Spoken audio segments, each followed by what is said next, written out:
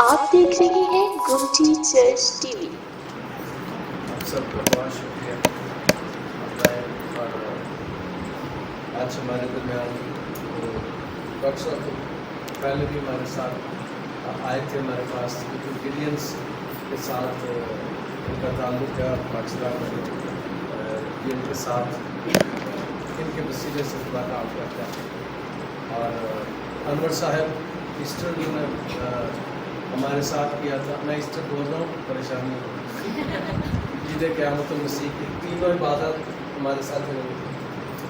और हमारा ख्याल है कि उस दिन 15-20 साल लोग आए होंगे कि इबादत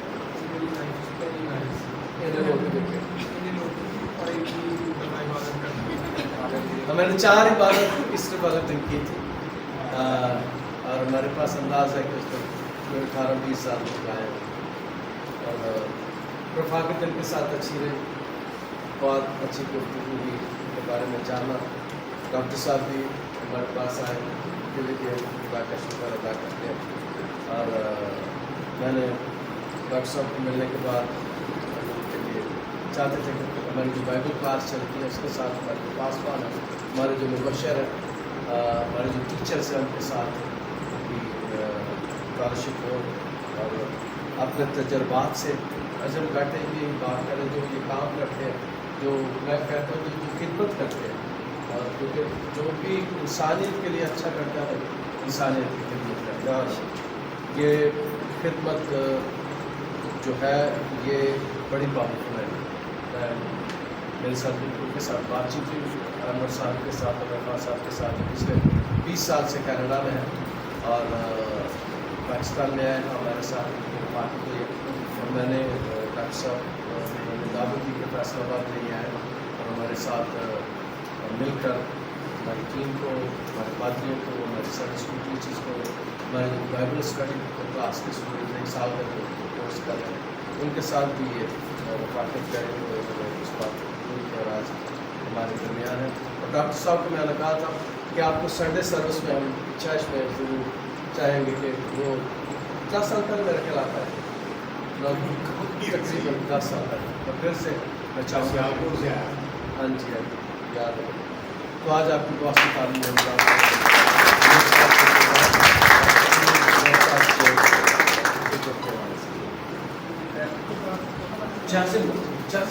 अगर बैठना तो दूसरी दरमियान में करना इधर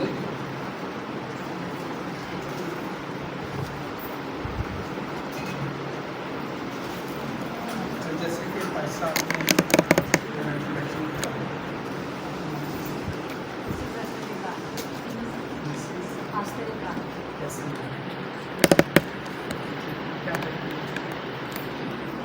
प्लीज बैठिए।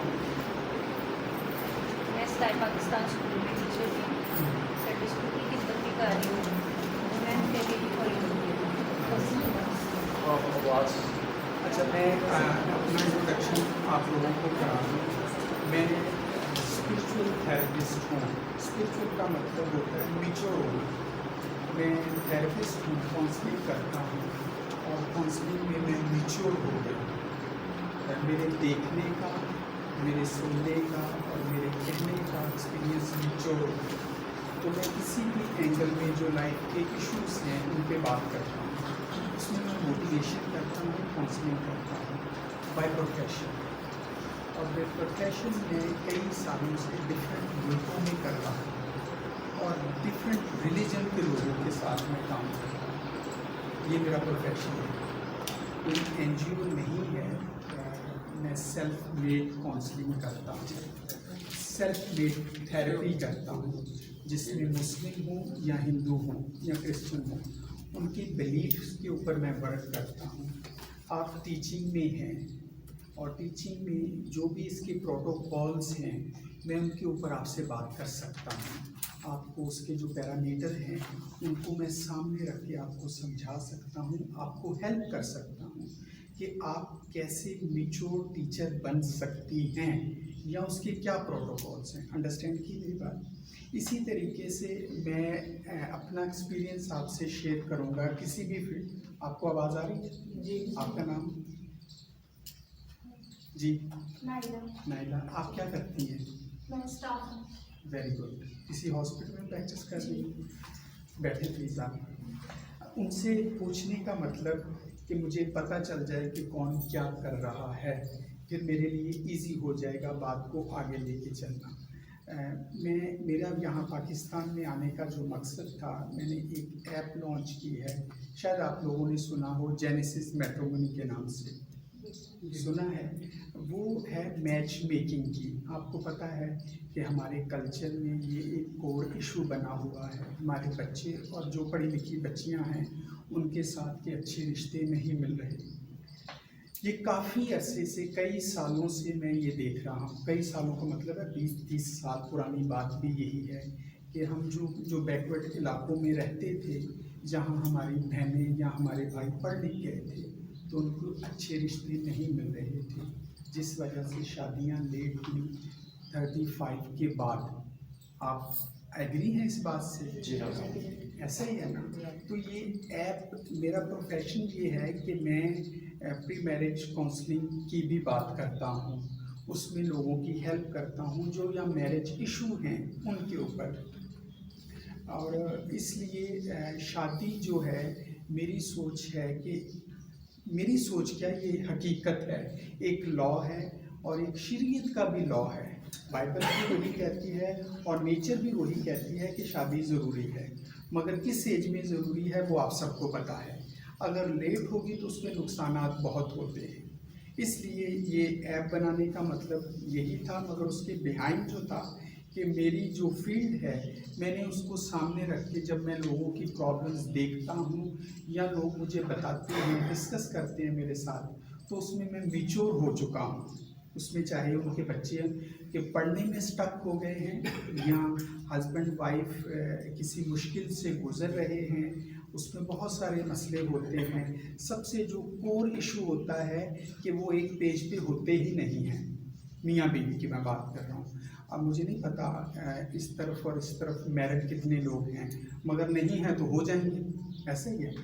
तो इसलिए आप हंसी हैं, हंसना कोई बुरी बात नहीं है, आप हंस सकते हैं। तो यानी बात कहने का मतलब आपको था कि एंजॉय करें इसको, फ्रेंडली माहौल होगा तो बात इजी अंडरस्टैंड कर सकेंगे। ठीक है सिस्टर, कोई ऐसी बात नहीं है। क्या बात कर रहे थे हम? इशू कि वो एक पेज पे नहीं है।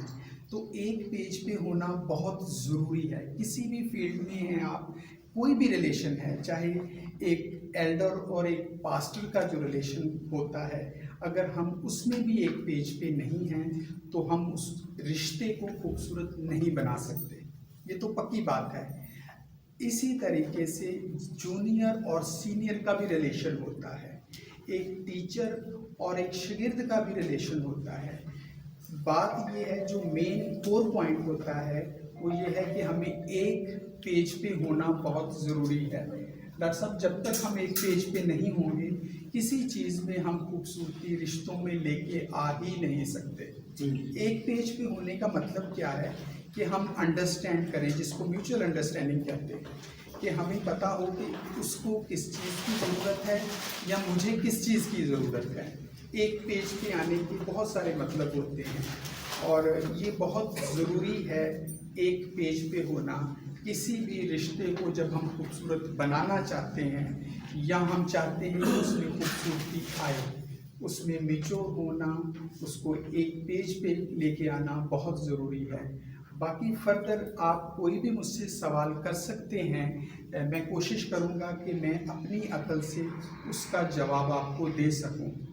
मेरी बात अंडरस्टैंड कर गए? आप में से बहुत सारे लोग बाइबल स्टडी कर रहे हैं, क्यों पर सब ऐसे ही है।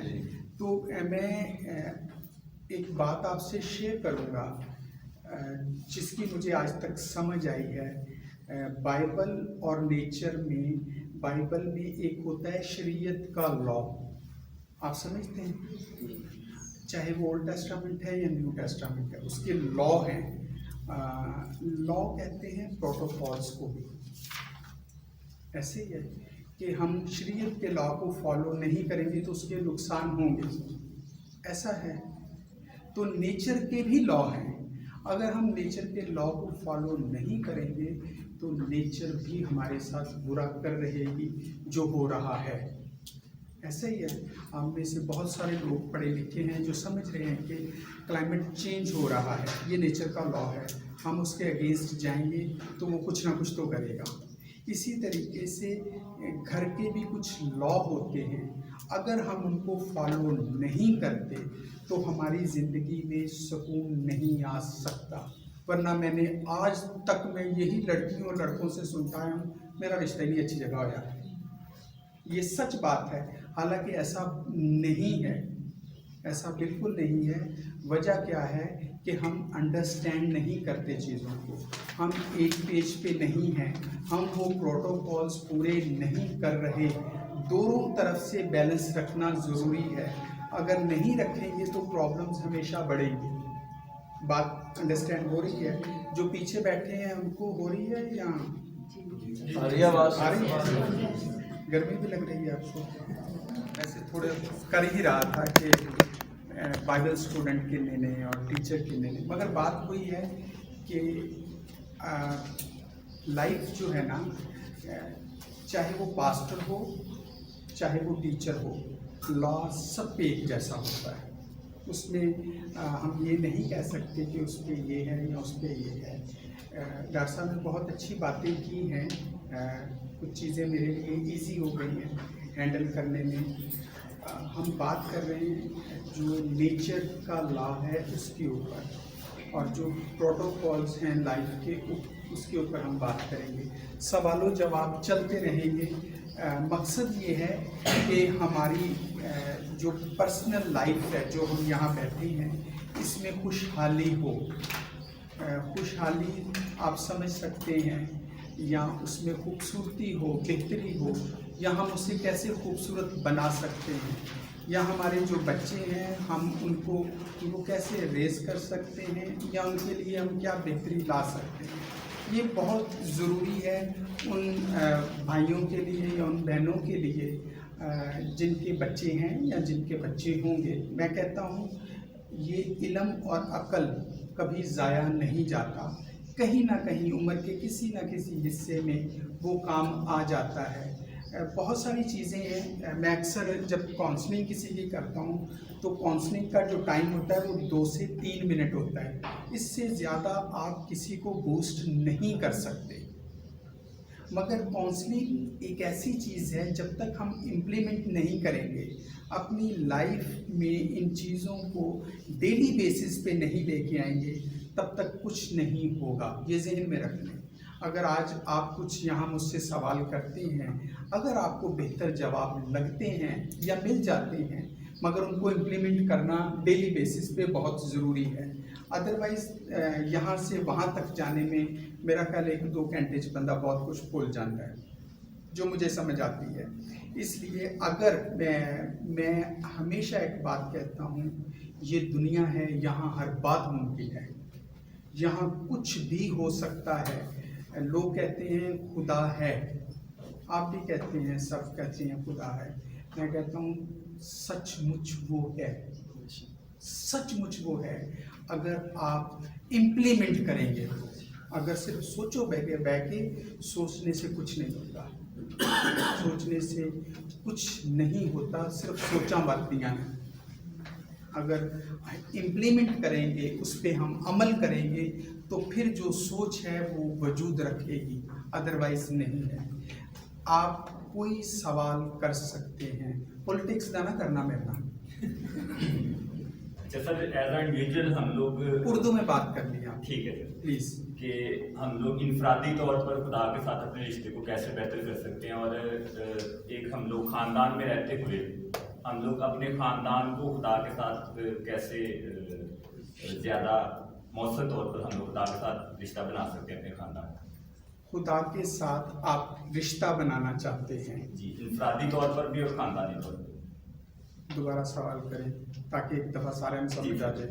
सर, मैं ये सवाल कर रहा हूँ कि इंफरादी तौर पर हम अपना रिश्ता खुदा के साथ कैसे बेहतर कर सकते हैं, और एक ख़ानदान में रहते हुए हम अपने ख़ानदान का खुदा के साथ रिश्ता कैसे बेहतर कर सकते हैं। जी प्लीज़ बैठें आप।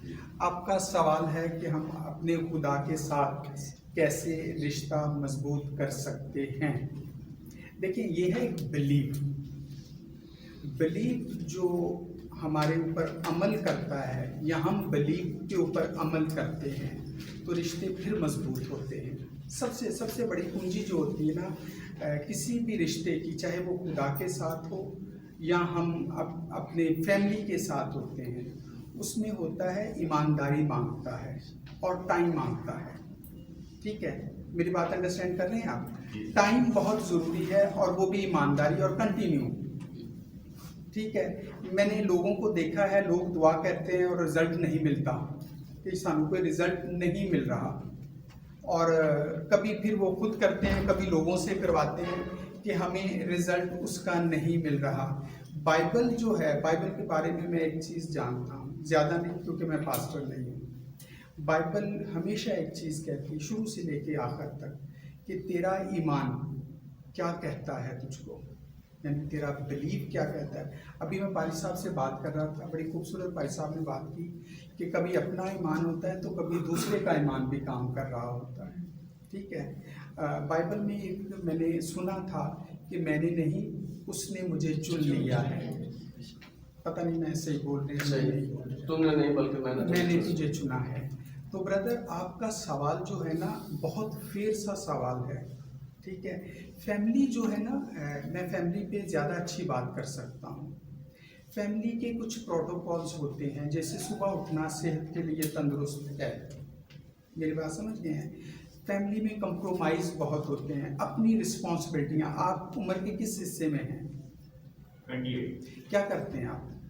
मैं सर असिस्टेंट नर्स हूँ चिल्ड्रन हॉस्पिटल। वेरी गुड, आप अपनी रिस्पॉन्सिबिलिटी पूरी कर रहे हैं। मैरिड हैं आप?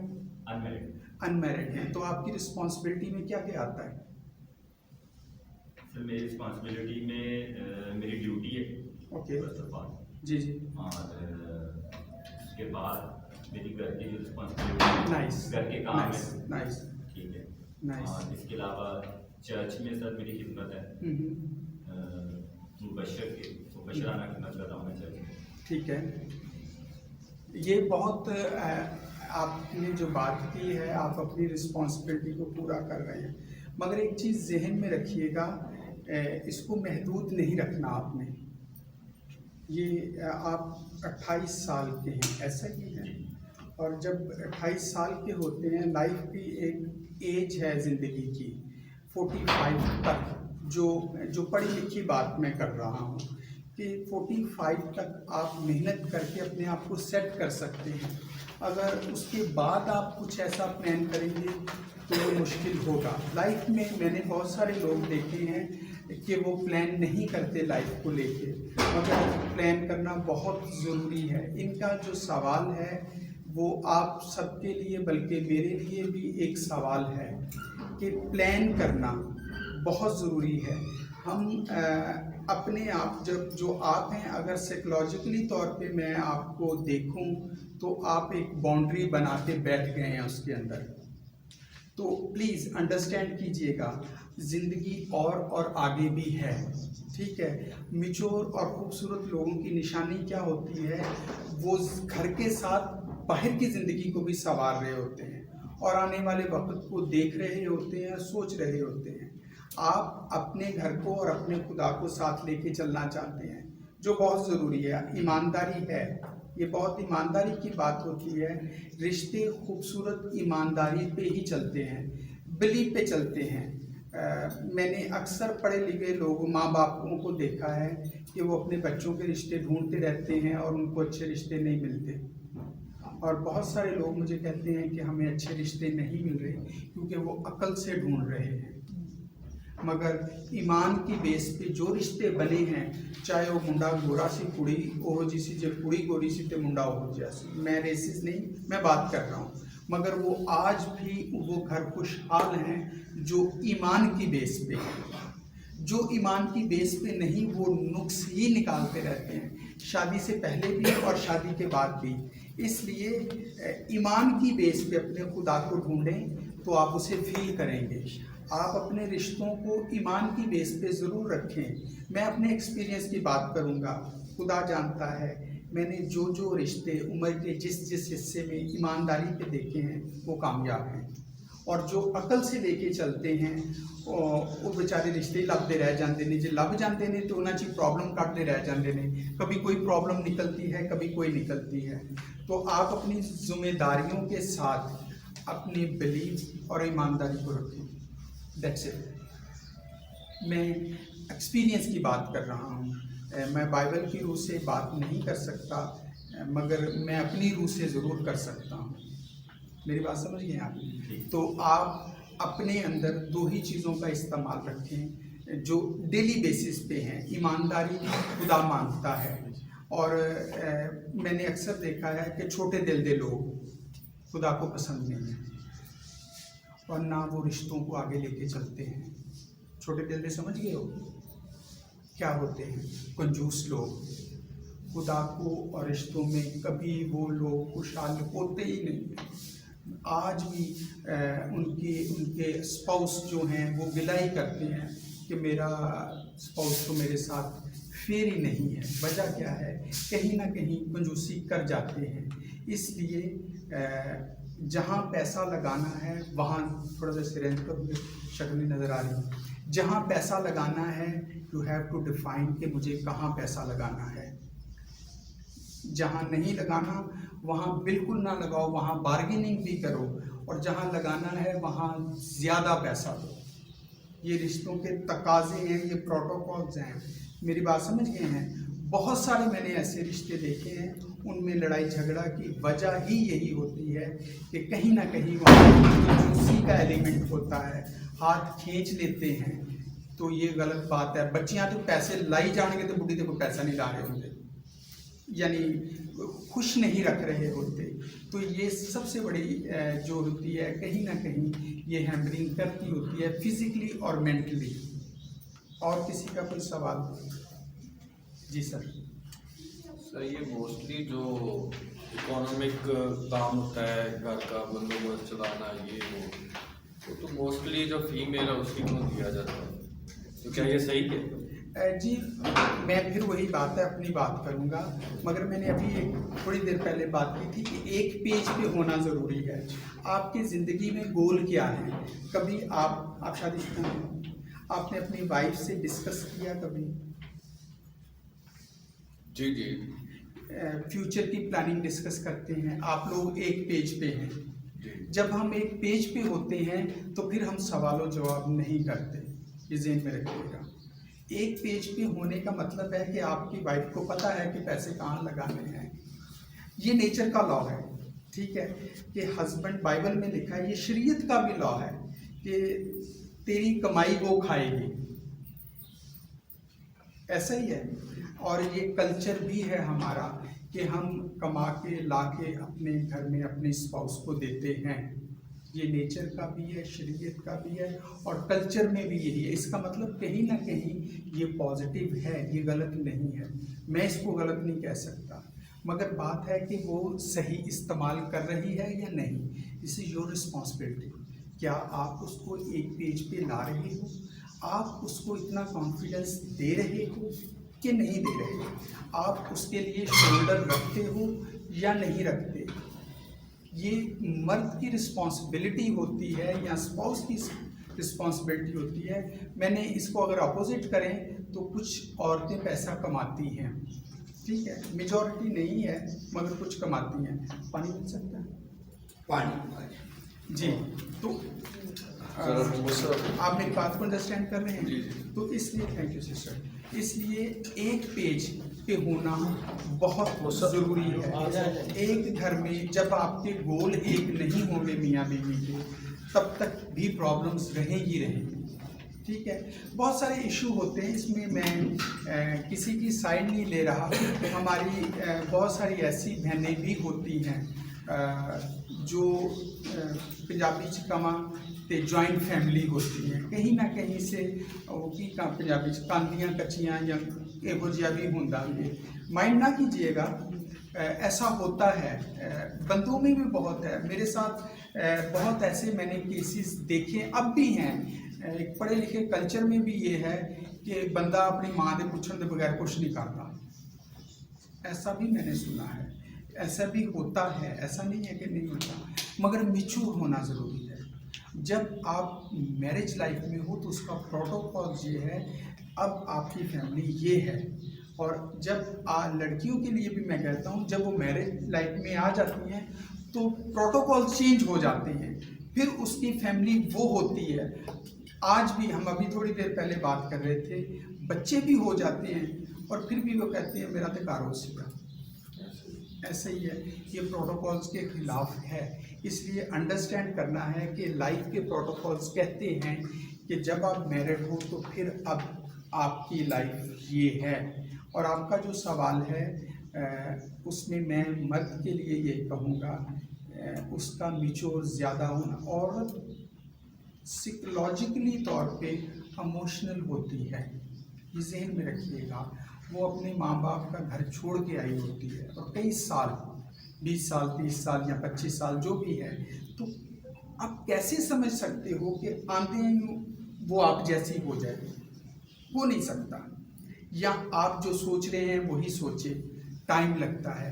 किसी भी न्यू कपल के लिए मैं कहता हूँ कम से कम 2 साल स्टार्टिंग में आपको एक पेज पे लाने के लिए बहुत ज़रूरी। 2 साल, अगर वो 2 साल में आप कंटिन्यू वो काम करेंगे, फिर उन 2 साल के ऊपर बाकी की लाइफ बेस करेगी। अगर आप वो नहीं करेंगे तो वो खिंच खिंच परेशानी, वो सुकून नहीं होगा लाइफ में। तो प्लीज़ अंडरस्टैंड कीजिएगा कि आप प्रोटोकॉल्स को फाइनल करके अपने सामने रखें और टाइम दें, और जो अपना टाइम है वो दूसरों की बातें ना डिस्कस करें उस टाइम में। बहुत सारे मैंने पेरेंट्स देखे हैं या कपल्स देखे हैं कि ਤੁਹਾਡੇ को फ्री टाइम में तो ਉਹਦੇ 'ਚ ਤੁਸੀਂ ਆਪਣੇ ਭੈਣਾਂ ਭਰਾਵਾਂ ਦੀਆਂ ਗੱਲਾਂ शुरू कर लेते हो या अपने फ्रेंड्स की शुरू कर लेते हो। कुछ मैंने बेवकूफ़ ऐसे भी देखे हैं, सॉरी टू से, कि वो बेडरूम में भी दूसरों की बातें कर रहे होते हैं। मेरी बात समझे हैं? या बेडरूम 'ਚ बच्चे भी सुते होंगे ने। This is not fair. मेरी बात अंडरस्टैंड की। शायद हमारा कल्चर हमें ये इजाज़त ना दे ऐसी बातें करने को, मगर बात सच यही है कि आप बाय लॉ अपने बेडरूम में, अपने डाइनिंग टेबल पे किसी को डिस्कस ना करें, और ये बिग प्रॉब्लम है। ठीक है, सोने से पहले आप किसी अपने बेडरूम में आप अपने दोस्त का जिक्र करें, इज़ इट गुड और बैड? Very bad. ठीक है, अब मुझे ये बताएं कि ऐसा हो रहा है ना? हो रहा है। तो सिस्टर ये ठीक है या गलत है? ये क्राइम है, ये क्राइम है। और हम छोटी छोटी चीज़ों को अनदेखा कर देते हैं। हमारी बात शुरू होती है डाइनिंग टेबल से और वो बेडरूम में चली जाती है। ये मैं इसको कहूँगा ये जहालत है, इससे बड़ी कोई बात नहीं। या हम एजुकेट नहीं इन चीज़ों को लेके, ये प्रोटोकॉल्स के खिलाफ है और नेचर के भी खिलाफ है।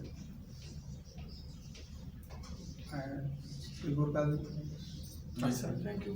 तो सर आप ये कहना चाहते हैं, जिस तरह अभी बात हुई आपने जॉइंट फैमिली की बात की, तो माँ भी है, एक पास माँ है, दूसरे पास वो सास है, तो वो सास और बहू जो है उसको बैलेंस रिलेशनशिप को वेरी सिंपल है, वेरी सिंपल नौजवान ने रखना है, तो वो कैसे रखेगा? वेरी सिंपल है जी। मैं आप में से कोई सास को नहीं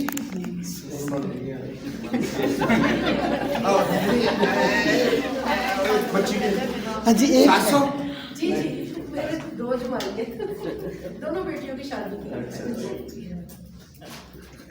सास ने भी गल सुन मगर मैं तो अपने बेटों को बड़ा प्यार करती हूँ। बहुत खूबसूरत बात है। सिस्टर आपका नाम पूछ सकते हैं? जी मेरा नाम है रेहाना। एक तो मुबारक हो आप कि आपने उम्र का ये भी हिस्सा देख लिया है। अच्छा, बात हम कर रहे थे, डॉक्टर साहब ने अभी बात की है, भाई ने भी बात की थी। बात जब हम जॉइंट फैमिली में होते हैं, या हम अभी तो मेरे बच्चों की शादी नहीं हुई, होगी तो मेरा एक्सपीरियंस और मैच्योर हो जाएगा, मगर मैं जब लोग मुझसे बात करते हैं तो मैं हमेशा वही बात पे आऊँगा जो मैंने आपसे बात की थी मियाँ बीवी का एक पेज पे होना बहुत ज़रूरी है। ये लॉ है, अगर हम एक पेज पे नहीं होंगे तो हमें कोई भी राह जानदा भी बंदा तंग कर सकता है।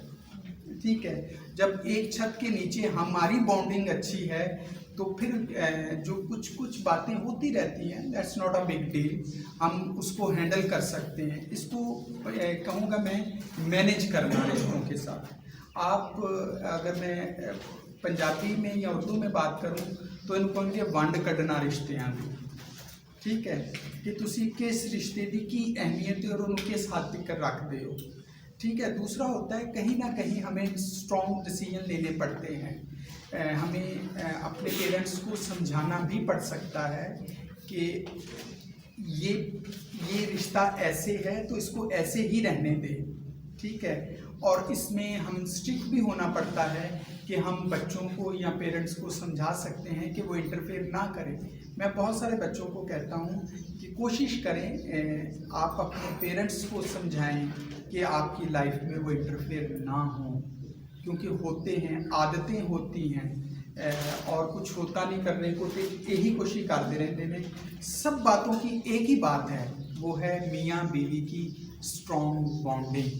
जब मियाँ बीवी के रिश्ते मजबूत होंगे तो वो कंप्रोमाइज़ करेगी। हो नहीं सकता कि वो ना करे। अगर वो आप उसको रिस्पेक्ट देते हो, आप उसको कॉन्फिडेंस देते हो, तो वो आपके साथ साथ आपके माँ बाप का भी बोझ उठाएगी और खुशी से उठाएगी।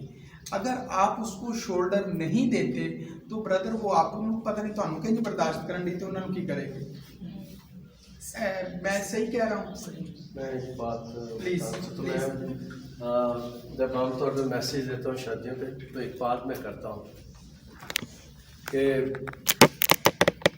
हज़ारों साल पहले खुदा पाकिस्तानी सास से वाकिफ था कि फटा सास्ता ही पहनता है। बच्चा को ज़रा अच्छा हो मेरे जैसा लिफाफा लेके बीवी के कमरे में चला जाए तो सास ने फटा पा देना, ले हम सारा कुछ उधर ही जाता है। और अगर उससे भी अच्छा हो तनख्वाह ला के बीवी को दे दे फटा फिर पैसे भी उधर ही जाते हैं। खुदा हज़ारों साल पहले जब उसने खानदान बनाया था तो खुदा जब आदम और हवा मिले एक दूसरे से तो आदम ने कहा ये तो मेरी हड्डियों में से हड्डी और मेरे गोश्त में से गोश्त है, इसलिए वो नारी कहलाएगी। ये जुमला उसने बोला ना, तो ये मैं कहता हूँ कि प्यार का दुनिया का सबसे खूबसूरत जुमला। मैं बड़ी फिल्म में देखता हूँ, जवानी में देखता था, अब मैंने पी के देखी थी, आखिरी फिल्म मैंने देखी थी, तो मैं देखता हूँ जितने डायलॉग बोले जाते हैं ना सारे नकलें हैं।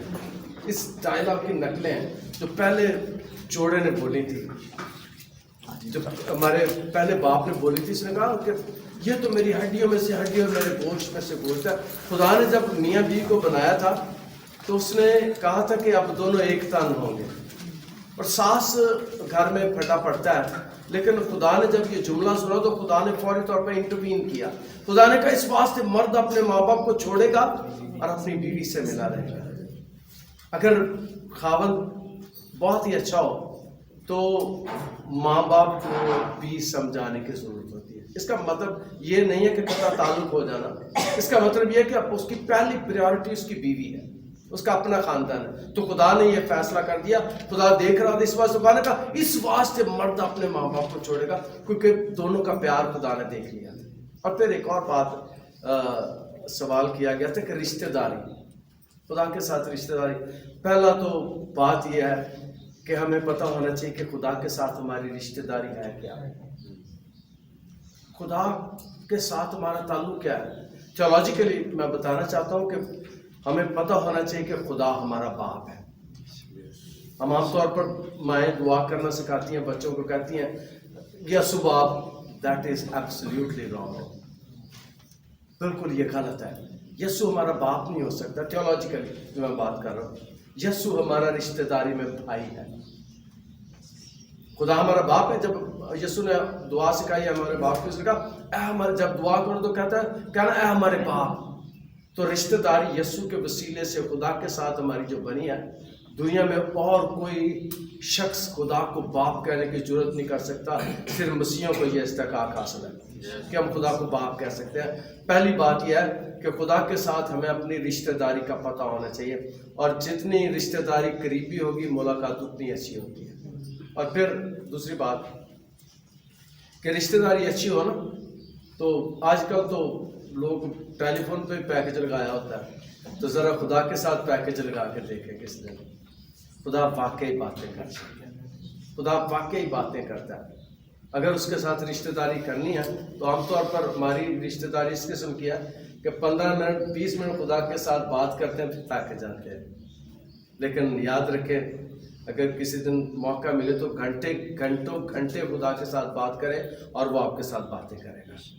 उसके साथ रिश्तेदारी का तरीका ये है कि खुदा के साथ आपके ताल्लुक होने चाहिए। वैसे रिश्तेदारी बन सकते हैं। मेरे पुप्पी के बेटे हैं, मैं मेरे ख्याल 20-25 साल हो गए ना, मैंने मिले मैंने जब से मैं घर से निकला हूँ दोबारा कभी गया ही नहीं वापस, तो मुझे उनका पता है, लेकिन अब पता नहीं वो किस हालत में है। तो इस खुदा के साथ रोज़ हमारा जो ताल्लुक होता है, फिर हम खुदा को जानते हैं और खुदा हमको तो पहले ही जानता है, खुदा हमसे वाकिफ है। इसलिए उसके साथ रिश्तेदारी का तरीका है कि मिलते जुलते रहिए। खुदा फिर अपने ताल्लुकात को, अपने रिश्तेदारी को ज़ाहिर करता है। बहुत शुक्रिया।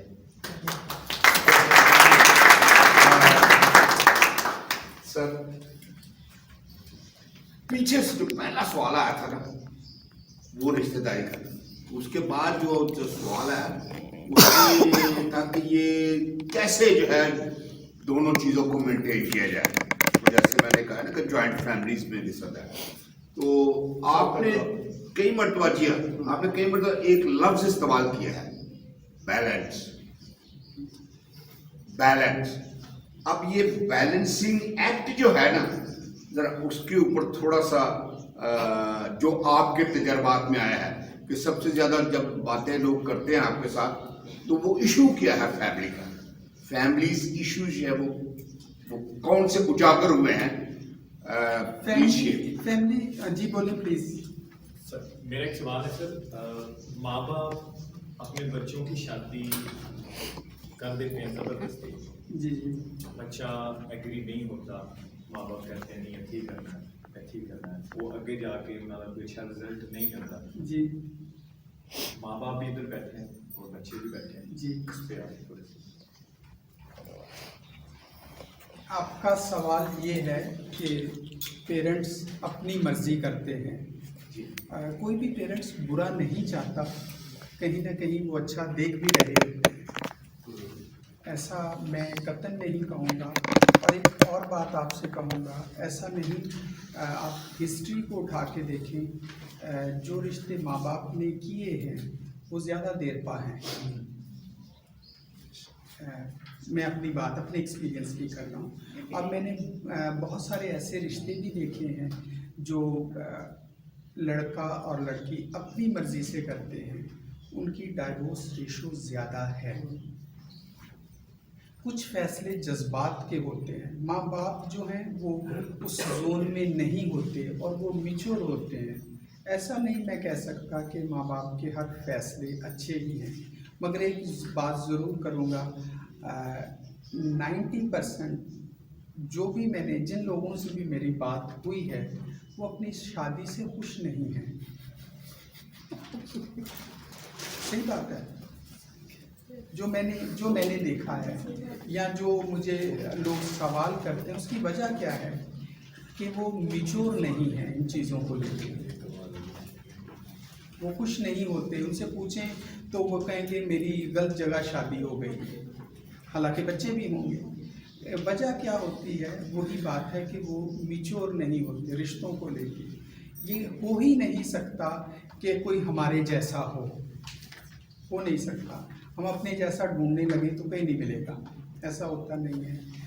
ये कोई मेरी बात नहीं, ये लॉ है, नेचर का लॉ है कि मर्द के लिए औरत ज़रूरी है और मर्द को कंप्रोमाइज़ करना बहुत ज़रूरी है, हालात को, सिचुएशन को समझना ज़रूरी है।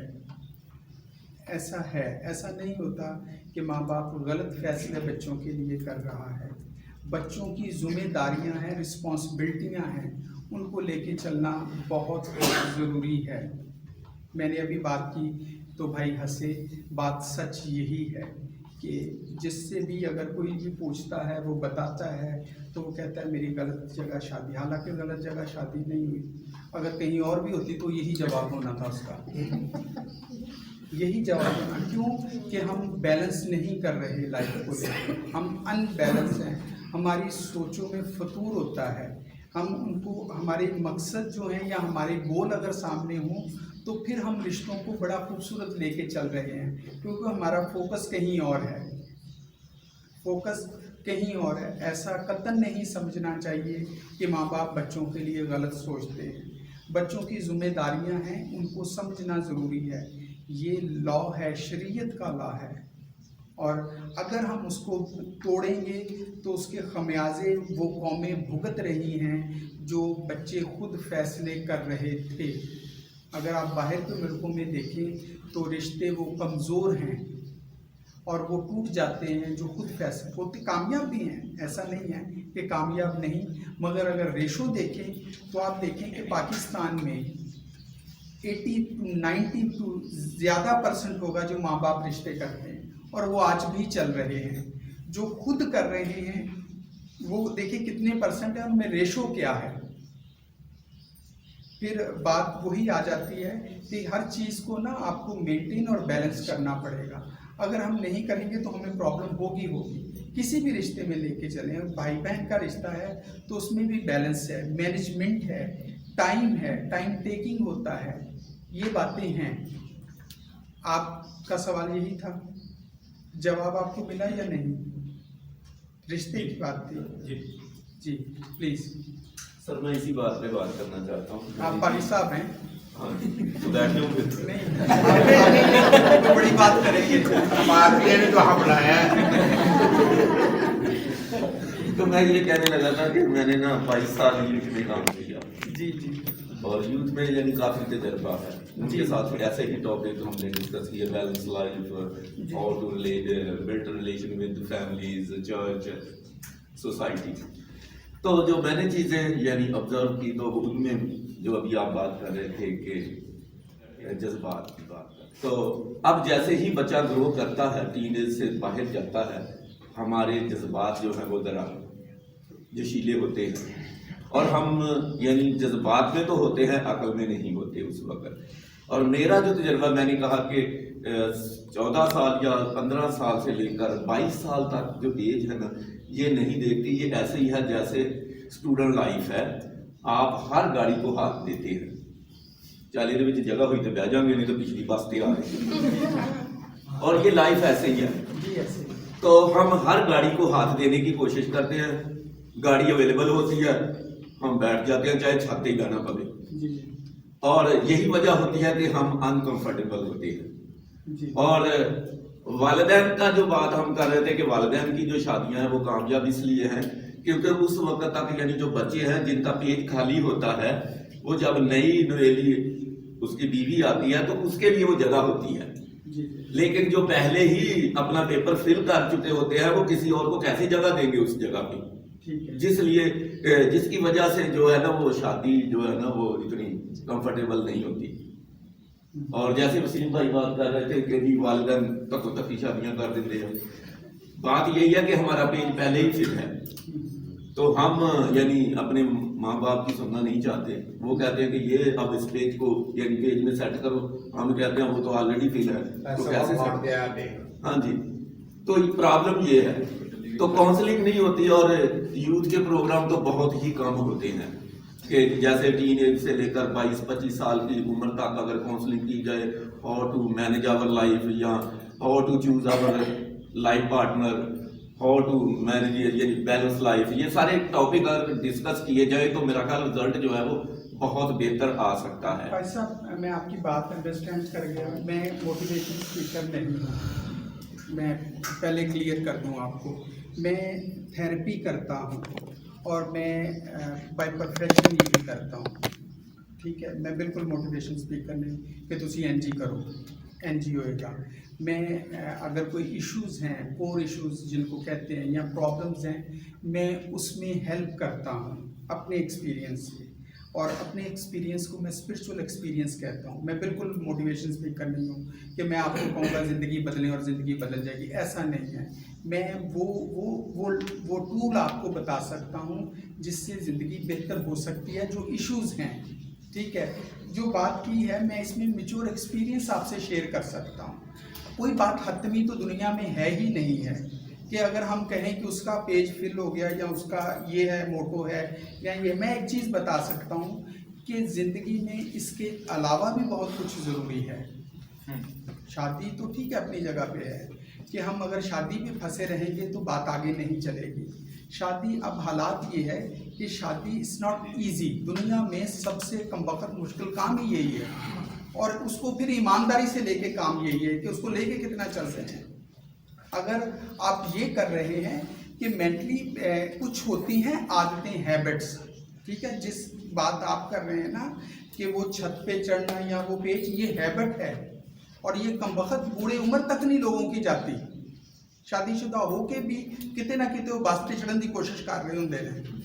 ये आदत, अगर एक्चुअल बात कहेंगे, ये तो आदत है। शादी एक डिफरेंस, ये एक शरीयतन लॉ है शादी, अंडरस्टैंड करें। बाइबल पे हाथ रख के भी शादी में कितने ईमानदार लोग देखे हैं आपने? मैं नहीं जी देख रही, आपने देखे हो तो मैं कुछ नहीं कह सकता, मगर मैंने नहीं देखे। होंगे, मैं ऐसा नहीं कहता कि नहीं होंगे, होंगे या वक्त के साथ हो जाते होंगे, मिच्योर हो जाते होंगे, समझदार हो जाते होंगे कि मैं ईमानदारी से लेके चलूँ इससे। मगर हम जिस टॉपिक पे बात करना चाह रहे हैं या अवेयरनेस देना चाह रहे हैं वो ये है कि लाइफ में शादी के अलावा और भी प्रोटोकॉल्स हैं दुनिया में। वही बात है, इस चैप्टर को अगर हम साइड पे कर दें, ये बहुत मुश्किल चैप्टर है। ये हम हर बंदा अपनी किताब लेके बैठा हुआ है और अपने हिसाब से ही वो बात करेगा। हम जो मेन पॉइंट हैं, मेन मुद्दे हैं, उन पे बात कर सकते हैं कि एक टीचर के लिए क्या ज़रूरी है या एक पास्टर के क्या प्रोटोकॉल्स हैं। तो अगर मैं पास्टर की बात करूं तो पास्टर के, सर आप भी पास्टर हैं, उसके अपने प्रोटोकॉल्स हैं। अगर वो फॉलो नहीं करता तो मेरा ख्याल है वो अपने लिए और दूसरों के लिए भी बाइस परेशानी हो सकता है। सॉरी टू से थैंक्स गॉड आप लोगों ने मुझे टाइम दिया, इनवाइट किया, मेरे लिए ये ऑनर की बात है। मगर मैं हाज़रन ये बात कहना चाहता हूँ कि प्रोटोकॉल्स फॉलो करने बहुत ज़रूरी हैं।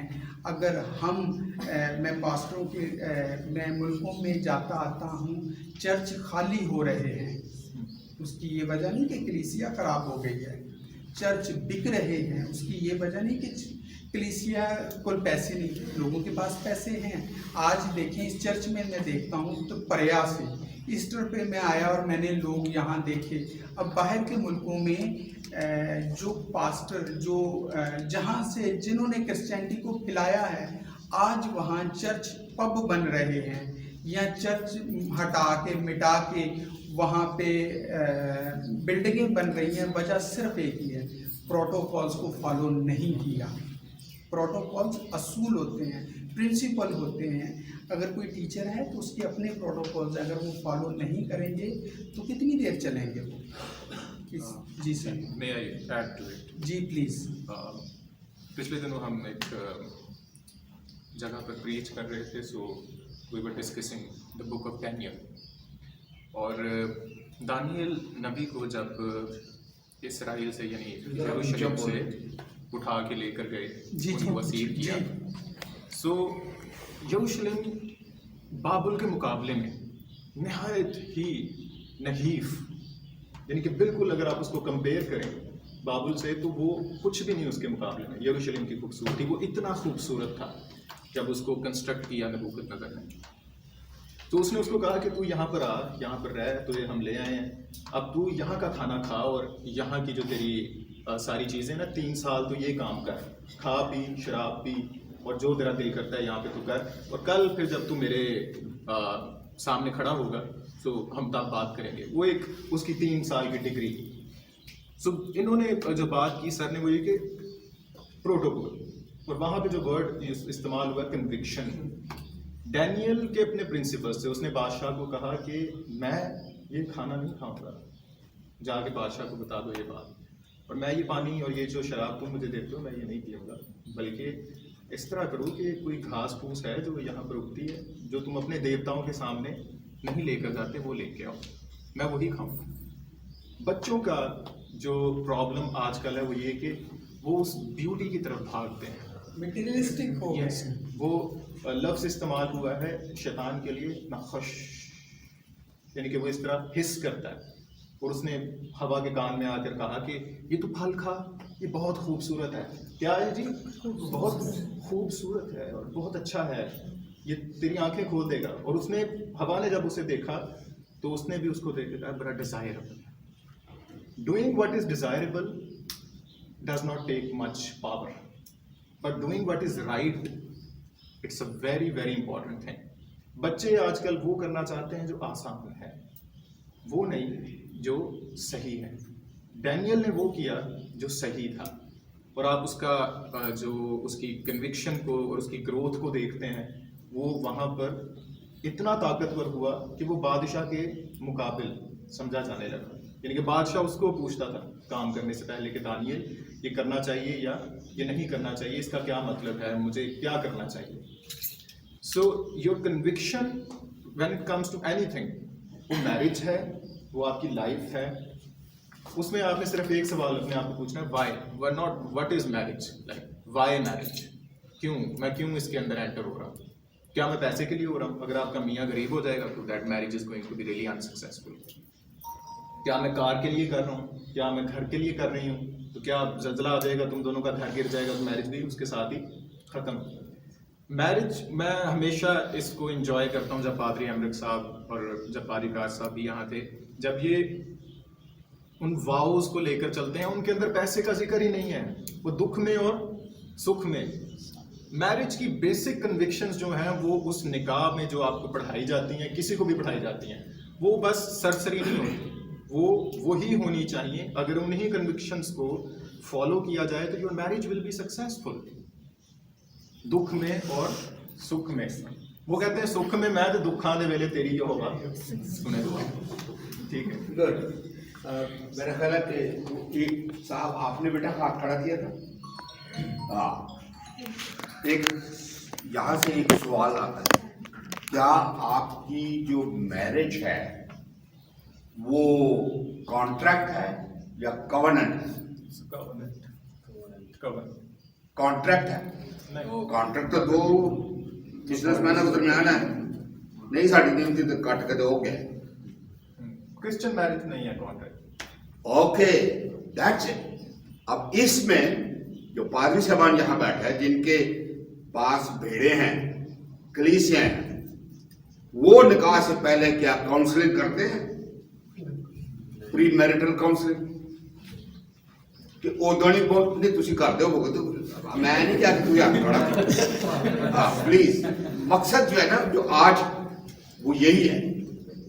प्री मैरिटल काउंसलिंग का तो कॉन्सेप्ट ही नहीं है, ये उदों नहीं पहुंचते नहीं जिदन निकाह पढ़ना होता है। सर असल में ना वालिदैन भी खादमीन के ऊपर ट्रस्ट तो दूर की बात है, वो क्या करते हैं कि वो कहते हैं पादरियां ना किन्ने ब्याह करने, वो ते बच्चों ਨੂੰ ਜਿਹੜੇ ਹੈ ਲੋਕ ਕਹਿ ਰਹੇ ਨੇ ਪਾਦਰੀਆਂ ਨੂੰ ਕਿੰਨੇ ਕੁੜੀ ਦੇਣੀ ਹੋ। So what do you believe पादरी साहब ਇਹ ਪਾਦਰੀ ਜਿਹੜਾ ਚਰਵਾਹਾ ਹੈ ਨਾ, ਉਹਦੀ ਜ਼ਿੰਮੇਵਾਰੀ ਕਿ ਕਲੀਸਿਆ ਨੂੰ ਇਹ ਗੱਲ ਸਿਖਾਏ। ਉਹਨਾਂ ਨੂੰ ਕਿੱਥੋਂ ਸਿੱਖਣੀ ਆ? वालिदैन का स्फीयर बहुत स्ट्रांग है। That's an issue. लेकिन कहने का मकसद ये है, आज जो डाइवोर्स रेट ज्यादा है ना, वो शादी को कॉन्ट्रैक्ट किया जाता है। यस, कॉन्ट्रैक्ट, कवनेंट नहीं है। खुदा ने इस्राएल के साथ जो कवनेंट अहद किया था। देखें, मैं सॉरी बात तो बस आगे काट रहा हूँ। एक इशू तो हो नहीं सकता कि एक ही इशू से प्रॉब्लम्स हो रही हैं, बहुत सारे इशू होते हैं। बात वो हम शुरू से कर रहे थे कि हमें हमारी बॉन्डिंग स्ट्रॉन्ग करनी है। अगर मियाँ बीवी एक पेज पे नहीं होंगे तो फिर कितों ही तुहानू खुश भी हो सकता है। देखिए, मेरी बात समझ में आती है। अगर किसी का हस्बैंड जो है अब्यूसिव है इन केस डोमेस्टिक वायलेंस है जी जी और वो मैरिज हो गई उनकी। जी बिल्कुल, तो- ये बहुत बड़ा एक मुद्दा है और ये हर जगह है। अच्छा, ये होते हैं कहीं ना कहीं मेंटली इशू भी होते हैं लोगों को, कोई कितने ना कितने मेंटली सिक भी होते हैं लोग, Yes. एंजाइटी या डिप्रेशन होता है। यहाँ लोगों को है, ऐसा नहीं है कि यहाँ नहीं, बस अवेयरनेस नहीं कि वो दवाई खा रहा है या नहीं खा रहा है। अब बाहर के मुल्कों में बाकायदा लोग मेडिकल करवाना लोगों ने शुरू कर दिया है शादी से पहले कि इन्हों मेंटली कोई इशू तो नहीं है जो आप बात कर रहे हैं कि वो मार रहा है। वहाँ भी लोग मारते हैं, वहाँ भी लोगों को मेंटली इशू हैं। उसके लिए मैं रिकमेंड यही करता हूँ कि डॉक्टर से रिज्यू करें। लोग इसके लिए काउंसलिंग भी लेते हैं, पे भी करते हैं।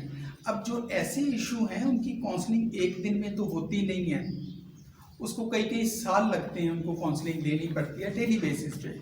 अगर आप लोग यहाँ हैं तो ये सर्विस जो है हॉस्पिटल प्रोवाइड कर रहे हैं। अब यहाँ पे मुझे नहीं पता कि कौन कौन से हॉस्पिटल कर रहे हैं, मगर अगर ये जिम्मेदारी जैसे पास्टर साहबान हैं वो भी पूरी कर सकते हैं, क्योंकि मैं एक चीज़ अपनी ईमानदारी से समझता हूँ कि चर्च वो अम्ब्रेला है जिस पे लोगों का बिलीव बहुत स्ट्रॉन्ग है।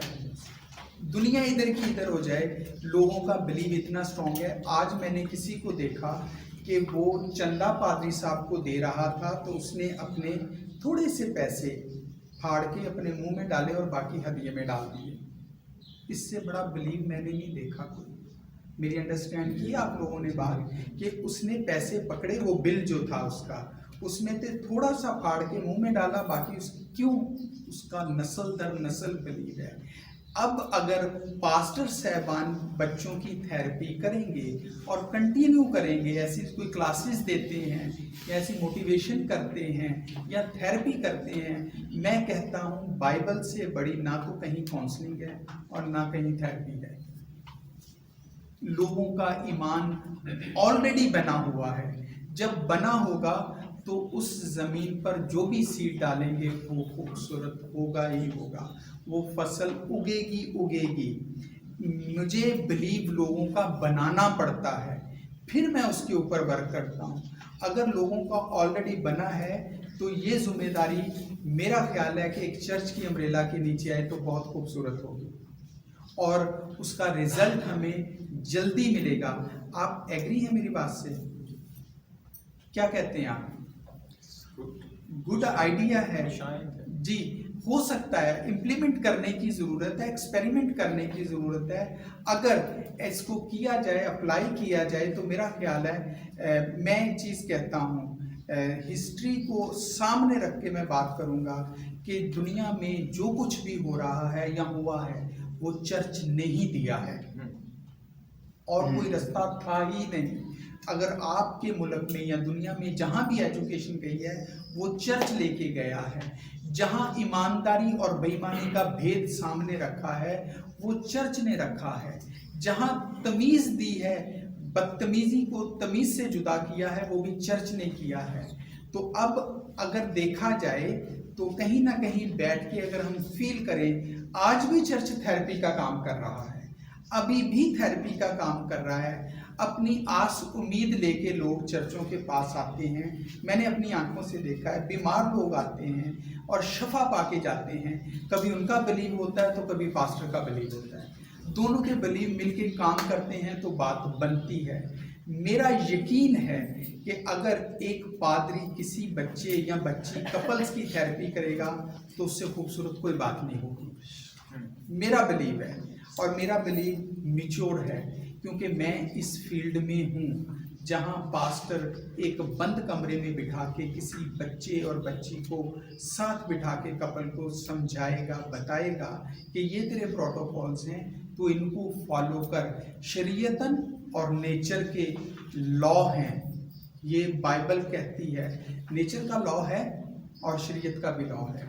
अगर वो पास्टर मुझसे ज़्यादा समझा सकता है, मुझे नहीं उसका पता, वो मुझसे ज़्यादा खूबसूरत बात कर सकता है, अगर वो समझाएगा तो मेरा ख्याल है कि वो खूबसूरत और अच्छी बात होगी। इस बात को यहीं स्टक करके कोई नई बात करते हैं। जी सर। अच्छा सर, एज अ क्रिश्चियन हम लोग अपनी फैमिलीज में और जो हमारी क्रिश्चियन सोसाइटी हम लोग देखते हैं कि वहाँ पे समटाइम हम लोग जिन चीज़ों को हमें पहले फोकस करना चाहिए हम लोग उनको लास्ट पे ले जाते हैं या सेकंड पे या थर्ड पे ले जाते हैं हम लोग। जी जी। ठीक है, तो आप आ जाए यहाँ पे, हम लोग चाहते हैं कि हम लोग आपसे सीखें कि हम लोग अपनी जो रिस्पॉन्सिबिलिटीज़ हैं, ठीक है, हम लोग इनको अलाइन कैसे कर सकते हैं, ठीक है, या वो कौन कौन सी चीज़ें हैं जिनको अलाइन करने से हमारी जो पर्सनल लाइफ है और जो हमारी स्पिरिचुअल लाइफ है वो कैसे बेहतर हो सकती है। देखिए, मैनेजमेंट बहुत ज़रूरी है। जब तक आप मैनेज नहीं कर सकते टाइम टेबल के साथ चीज़ों को, तब तक कुछ नहीं हो सकता। अगर आप लेट, एग्जांपल दे रहा हूँ आपकी बात में, अगर लेट उठते हैं तो आप सुबह को नाश्ता कैसे बनाएंगे? सिंपल सी बात है। टाइम निकालना, रिश्तों को प्रोटोकॉल देना होता है। हर चीज़ का आपको टाइम निकालना पड़ेगा, उसको उसके हिसाब से ले, अपने हिसाब से नहीं कर सकते। अपने हिसाब से हम कुछ नहीं कर सकते, क्योंकि लॉ बने हुए हैं सदियों से, अब के नहीं बने हुए, सदियों से बने हुए हैं। तो अगर हम मेंटली तौर पे इम्प्लीमेंट करते हैं चीज़ों को, सोचना अच्छी बात है, सोचेंगे नहीं तो होगा नहीं। अगर आप सोचते हैं तो उसको बैलेंस करके उसी के हिसाब से लेके चलें। मतलब आप कहना चाह रहे हैं कि हमें अकॉर्डिंग टू सिचुएशन स्टेप्स लेने चाहिए। देखिए, कभी कभी खिलाफ भी जाना पड़ता है, ऐसा नहीं है। जहाँ आप राइट हैं, मेरा ख्याल है उस वक्त राइट ही बात करें, वो बहुत ज़रूरी है। अक्सर मैंने देखा है कि ऐसा चल जाता है मगर देर पा नहीं होता। तो आप देखें, आप जो भी बात करते हैं, आप राइट नो की सिचुएशन की बात कर रहे हैं, ये बहुत अच्छी बात है, मगर आप फ्यूचर की बात को भी सोचें कि यहाँ के फैसले आगे जाके क्या कर रहे हैं। आप अपनी फैमिली की अगर टेक केयर करते हैं तो सबसे बड़ी बात है कि आप अपनी रिस्पॉन्सिबिलिटी पूरी करें। वक्त के साथ सब कुछ खूबसूरत होता जाएगा, ऐसा नहीं है कि होता नहीं है। ये मकाफात अमल है, जो आप कर रहे हैं उसका रिजल्ट मिलेगा, चाहे वो किसी रंग नस्ल में मिलेगा ज़रूर, आपको किसी शक्ल में मिल सकता है, मिलेगा ज़रूर। बिलीव है, ये बिलीव है और ये लॉ है, इसको बाइबल भी और नेचर भी कहती है। मेरे भाई ने अभी ना एक टर्म यूज़ की, खामोश है। मेरे भाई ने भी एक टर्म यूज़ की, स्पिरिचुअल लाइफ और पर्सनल लाइफ। और ये बहुत ख़तरनाक बात है, क्योंकि स्पिरिचुअल लाइफ और पर्सनल लाइफ की डायकॉटमी होनी ही नहीं चाहिए। आपकी जो स्पिरिचुअल लाइफ है वही आपकी पर्सनल लाइफ होनी चाहिए, कोई हिपोक्रेसी नहीं है उसमें। ये दोहरी शख्सियत हो जाती है। नहीं बड़ा सेंसिटिव मैटर है, मैं किसी का दिल नहीं तोड़ना चाहता और ना ऐसी बात करके। एक्चुअली मैंने बहुत सारे बंदे देखे हैं, बाइबल में बड़ी खूबसूरत एक बात है, ना हमें गर्म और ना सर्द होना, ऐसा कुछ आयत है, ऐसी ही है। तो स्पिरिचुअल होने का मैं अगर आसान लफ्ज़ों में बताऊं तो स्पिरिचुअल होने का मतलब है अपने एक्सपीरियंस को निचोड़ कर लेना। सर समटाइम ना चीज़ें इतनी हमारी लाइफ में इतनी अलाइन नहीं होती। मैंने एक फैमिली में सुना कि एक फीमेल कह रही थी, कहते जी मेरा हस्बैंड कहते सारी ध्याड़ी बात नहीं है मगर फिरता रहता है, काम से नहीं जाता है। ठीक है, तो मतलब मैं ये मतलब मेरा सवाल बेसिक ये था कि हम लोग वो कौन सी चीज़ें हैं जिनको हमें अलाइन करना चाहिए लाइफ को परफेक्ट करने के लिए। देखिए, परफेक्ट लाइफ अब मुझे नहीं पता आप किसको कहते हैं। हाँ, ये बात है। What is perfect? हाँ, पर बात ये है, सिचुएशन क्या होती है, हालात कैसे हैं। अगर तुसी टेस्ला का मालिक का नाम तो पता है कौन है? अगर वो ਇੱਥੇ पैदा हो जाता बारिश पूरे ते किहो जिहा हुंदा, कुछ कर सकना सी नहीं, सिचुएशन की सी। हाँ जी, तो वो बात ये है कि आप जिस सर्कल में बैठे हैं उसको मैनेज कर सकते हैं, और इससे खूबसूरत और कोई बात नहीं है। आप अपनी अकल देखें, बिलीव और अकल में थोड़ा सा फ़र्क है। इसमें एक चीज़ अगर मिला दें तो चीज़ बन जाती, होता है कॉन्फिडेंस। ज़हन में रखें, अगर आप उसमें कॉन्फिडेंस मिलाएंगे तो वो आपका डिसीजन बन जाएगा, और जो वो डिसीजन होगा आपको कामयाब कर देगा। खुदावंद से नफरत करना या उससे इनमिटी रखना या उसके कलाम से या उसके लोगों से, ये बड़ी ख़तरनाक कंडीशन है और ये सोसाइटी के अंदर बड़ी प्रिवेल कर रही है। क्योंकि खुदावंद कहते हैं जो उन्होंने गुनाह के लिए लफ्ज़ इस्तेमाल किया है वो है ख़ता। ख़ता इंसान को लगता है कि मैं कामयाब हो रहा हूँ, फ़िरौन को लग रहा था कि मैं इनको गुलाम रख के कामयाब हो रहा हूँ। यूसुफ के साथ जो वो कर रहे थे उनको लगा कि हम कामयाब हो रहे हैं। लेकिन ख़ता का मतलब यही है कि इंसान को लग रहा होता है कि निशाना बिल्कुल ठीक लगेगा, लेकिन वो चूक जाता है। हमें भी पर्सनल लाइफ में, मैं इनके क्वेश्चन से बिल्कुल मैं फ्लैबरगेस्टेड इसलिए हूँ कि पादरियों के पीछे वो फिरता है, बेगम उसको क्यों नहीं सपोर्ट करती इस काम में। That's a very dichotomous behaviour. मैं आपको एक बात बताता हूँ, इंसानी ब्रेन जो है ना ये सर्वाइवल पे बेस करता है। यानी मैं अपनी बात नहीं कह रहा, ये अगर नस्ल दर नस्ल हज़ारों सालों से इसे देखें, ये डिज़ाइन ऐसा हो गया है कि ये सर्वाइवल की जंग लड़ रहा है, खाने पीने की, पहनने की रेस में पड़ा हुआ है। जिसको भी देखेंगे इसी रेस में, क्योंकि ये डिज़ाइन ऐसा हुआ है। हम समझते हैं कि शैतान ये काम करता है। जो स्पिरिट्स हैं, एक गुड स्पिरिट है और एक बैड स्पिरिट है, एक अच्छी एनर्जी और एक बुरी एनर्जी है। भाई की बात करें या आपकी बात करें या ओवरऑल बात करें, ये डिज़ाइन ऐसा हो चुका है, इंसानी ब्रेन ये सर्वाइवल की जंग ही लड़ रहा है कि मैंने जीना कैसे है, मैंने खाना कैसे है, मैंने पीना कैसे है। इसके अलावा ये एक और चीज़ सोचता है, ये हमेशा नेगेटिव पहलू ही देखता है।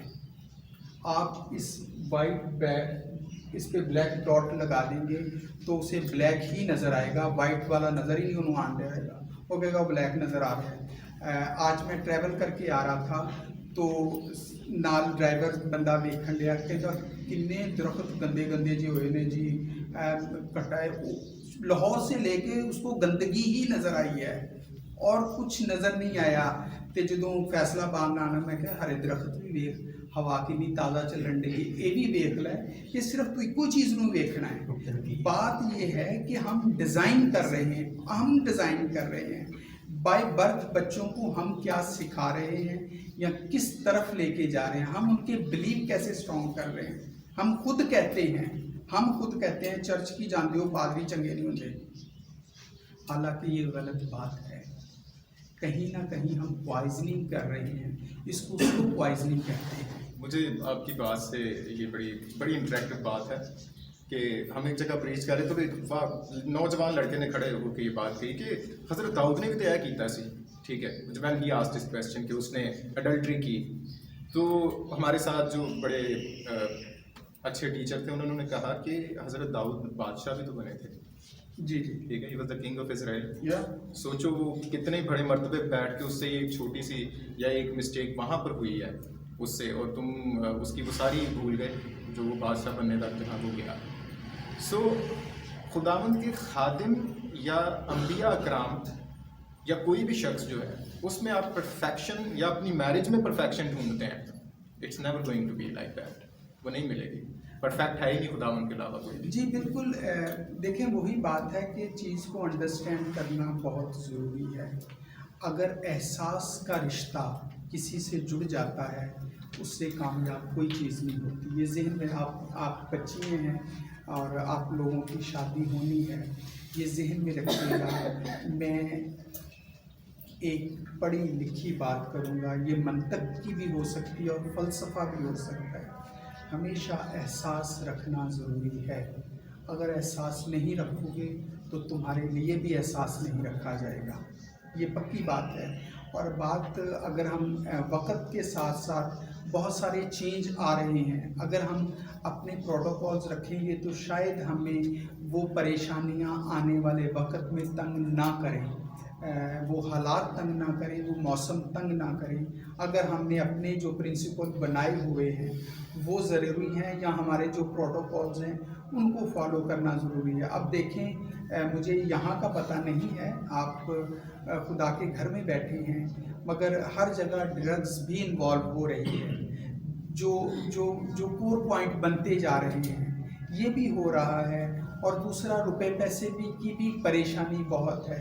अगर हमें मैनेज करना आ जाता है तो हम थोड़े में भी गुजारा कर सकते हैं, वरना जो मिलियन मिलियन महीने का कमाते हैं उनका भी गुजारा नहीं हो रहा। वजह ये है कि कहीं ना कहीं वो एहसास नहीं कर रहे, कहीं ना कहीं मिसमैनेजमेंट है, कहीं ना कहीं मैनेज भी नहीं करना रहा, और कहीं ना कहीं वो एक पेज पे हैं भी नहीं। बात हम इशू के कर रहे हैं तो इशू हज़ारों हैं, शायद हमें हज़ारों दिन लग जाए उन पे बात करते हुए और हल कोई ना निकले। बात यह है कि आज की जो मीटिंग है वो हमारे लिए बाइसे बरकत और बाइसे रहमत होनी चाहिए। हम यहाँ ना तो किसी को डिक्टेट करने के लिए आए हैं, ना यहाँ डिबेट करने के लिए। यहाँ हम एहसास और बेदारी दोनों को सामने रख के बात करेंगे। और यंग बच्चे हैं, मैं अपनी उम्र गुजार चुका हूँ और गुजार रहा हूँ, मैं अपने एक्सपीरियंस आपसे शेयर कर रहा हूँ, और मेरी बात गौर से सुने। कभी कभी मुंह से अच्छी बातें निकलती हैं, वो मैसेज होते हैं, पता नहीं किसकी ज़िंदगी बदल दे। ह्यूमन नेचर है, हमारी एक लफ्ज़ हमारी ज़िंदगी बदल देता है। मेरी बदली है और ऐसे कई लोगों की बदली है। मैं एक बात आपसे शेयर करूँगा। मैं किसी के घर में गया तो वहाँ एक मैंने यंग लड़के, पुरानी बात है, देखा, उसने बाल बड़े बड़े रखे हुए, तो वहाँ कुछ माहौल ऐसा बन गया। तो मैंने उसे कहा तो अपनी जिम्मेदारियाँ क्यों भूल रहा है। और कुछ सालों बाद वो बंदा मिला और मुझे गले मिल पे रो पड़ा और कहता मेरी एक लफ्ज़ ने ज़िंदगी बदल दी, एक लफ्ज़ ने ज़िंदगी बदल दी। मुझे भी, मेरी भी एक लफ्ज़ ने ज़िंदगी बदल दी, तो हम सबकी भी बदल सकती है। बदलने का मतलब ये नहीं मैं कहता कि हमारी कोई ज़िंदगी ख़राब है, यानी ज़िंदगी कहीं की कहीं चली जाती है, कुछ ना कुछ हो जाता है। मैं एक बात आपसे शेयर करूँगा। मैं बचपन की बात ये है कि 97 की बात है, मैं लाहौर गया तो मैंने सिगरेट लगाई। तो इतनी उम्र नहीं थी, तो मेरा कज़न मेरे पास एकदम मेरे सामने आ गया, तो उसने मुझे देखा कि मैं सिगरेट पी रहा हूँ, तो उसने मुझे मना नहीं किया। ये सच्ची बात है। जब उसने मना नहीं किया तो मैंने उस दिन के बाद सिगरेट नहीं पी। ये कैसी अजीब बात है ना। इसको कहते हैं रिवर्स साइकोलॉजी, कि कभी कभी हम उल्टी बातें हमारी ज़िंदगी बदल देती हैं, और ऐसा होता है। इसलिए हमेशा ध्यान में रहें, रिश्ते नातों को जोड़ना हमारे अंदर ही है और तोड़ना भी हमारे अंदर है। ऐसा नहीं है कि बाहर से कोई तोड़ता है, बाहर से कोई जोड़ता है, ऐसा कतई नहीं है। लोग सोचते हैं ठीक है, लोग हेल्प कर देते हैं, लोग ब्रिज बन जाते हैं, लोग उंगली पकड़ा देते हैं, उंगली पकड़ भी लेते हैं। मैं औरत की नेचर के बारे में, आप बैठे हैं, मैं आप लोगों को भी बता देता हूँ। औरत हमेशा सॉफ्ट कॉर्नर ढूंढती रहती है, हमेशा। ये उसकी नेचर और जिबिल्लत में है। और मैं हमेशा मर्द को कहता हूँ कि आप हमेशा उसके लिए शोल्डर रखो, हमेशा ईमानदारी, चाहे लड़ाई झगड़ा भी हो आप उसके लिए शोल्डर रखो, चाहे कुछ भी हो आप शोल्डर रखो ही रखो। अगर आप नहीं रखोगे तो ज़िंदगी अच्छी नहीं हो सकती। सिंपल सी बात है। मैं औरत के लिए एक हमेशा चीज़ कहता हूँ, और 3-4 दिन पहले मेरी किसी से बात हो रही थी, तो मैंने उस औरत को ये कहा कि कनाडा में थी, पढ़ी लिखी है, उसने मुझे कॉल की कि मेरे शौहर से बनती नहीं है, हमारी लड़ाई झगड़ा हो रहा है। तो मैंने कहा टाइम कितना हुआ है शादी को? कहती जी 6 to 7 मंथ। मैंने कहा इसको 2 साल दो, और 2 साल में कम बोलना, सिर्फ बोलना कम, सुनना ज़्यादा, और वो भी ईमानदारी से। ये और दूसरी उसे मैंने चीज़ की प्रोटोकॉल है कि बनना संवरना बहुत ज़रूरी है। वो शरीयत भी यही कहती है, खुदा के कलाम में भी रखा है, बनना संवरना बहुत ज़रूरी है। घर में अगर घर में शौहर आता है तो औरत का बनना संवरना बहुत ज़रूरी है। ऐसा नहीं होता कि शादी होगी तो अब कोई मसला ही नहीं होता, ऐसा नहीं होता। ये लाइफ के कुछ असूल हैं, हमारी बेटियों हमारी बहनों को समझने ज़रूरी हैं, और ये लाजिम है। ये कहने को कुछ नहीं है, मगर मैं सच कहता हूँ आपकी लाइफ में चेंज आएगा। हो नहीं सकता कि अगर चेंज ना आए। अगर वो कहता नहीं जी ये ज़रूरी नहीं, तो शायद उसको पता नहीं है। ये बहुत ज़रूरी है, ये लाजिम है। ये छोटी छोटी चीज़ें हैं। हम बड़ी बड़ी चीज़ों पे बातें तो करते रहते हैं, हमें उसका रिज़ल्ट क्यों नहीं मिलता? वजह क्या है कि हमारी ज़िंदगी ग्राउंड के ऊपर चल रही है, तो हम ग्राउंड की ही बात करें। हम डेली की मैनेजमेंट की बात करें कि डेली की ज़िंदगी कैसे अच्छी करनी है, ठीक है। जब हम करेंगे तो फिर ज़िंदगी आगे खूबसूरत होगी। अगर कोई बच्चा पैदा हो, अच्छा जीवन साथी है, बड़े रिश्ते हैं, कोई ना कोई खामियां हर बंदे में होती हैं। तो एक था वो सिगरेट पीता था, मैंने कहा सिगरेट भी नहीं पीना चाहिए उसको, तो वो भी नहीं हुआ। फिर खुदा ने मुझे अच्छा साथी दिया और मेरी ज़िंदगी बहुत अच्छी गुजर रही। खुदा उनका बहुत शुक्र है, बहुत कोऑपरेटिव है और मेरे साथी। और यही मैं मतलब सबसे कहना चाहती हूँ कि अपने लिए खुदा से अच्छा जीवन साथी मांगे और खुदा यकीनन देगा। बिल्कुल ऐसा है। आपकी बात ये आपके ऑनर में है जी। ये बिल्कुल बात सही है। अभी हम थोड़ी देर पहले बात कर रहे थे कि लोग कहते हैं खुदा है, मैं कहता हूँ वो सचमुच है। आप जो सोचते हो आपको वही कुछ मिलता है, ऐसा नहीं है कि नहीं मिलता। और समटाइम हमारी नीयतों में या हमारी तबीयत में बहुत कुछ होता है, हमें समझ नहीं आती। आपको मैनेज करना आ गया, आपको मिल गया, आपने संभाल के रख रही हैं, यही मेच्योर लोगों की निशानी है। रिश्तों को लेके चलना एक खूबसूरती, एक आर्ट होता है। बच्चे तो पैदा हो ही जाते हैं, एक उनको एक मुकम्मल एक पर्सनैलिटी बनाना वो माँ बाप के हाथ में होता है। ऐसा नहीं है कुछ धक्के खा के भी बन जाते हैं, ऐसा नहीं है, वो भी बन जाते हैं, मगर कोशिश माँ बाप का जो फ़र्ज़ है वो पूरा करना बहुत ज़रूरी है। किसी और का कोई सवाल? सर इसी बात को कंटिन्यू करूंगा जो आपने कही है कि सोसाइटी में रहते हुए मैं जो कि मतलब शायद जो मैंने देखा है सोसाइटी में ना, कि मैं साइकोलॉजी का स्टूडेंट था, तो जो इमेजिनेशन है जो हमारी यूथ में बहुत ज़्यादा बढ़ गई है।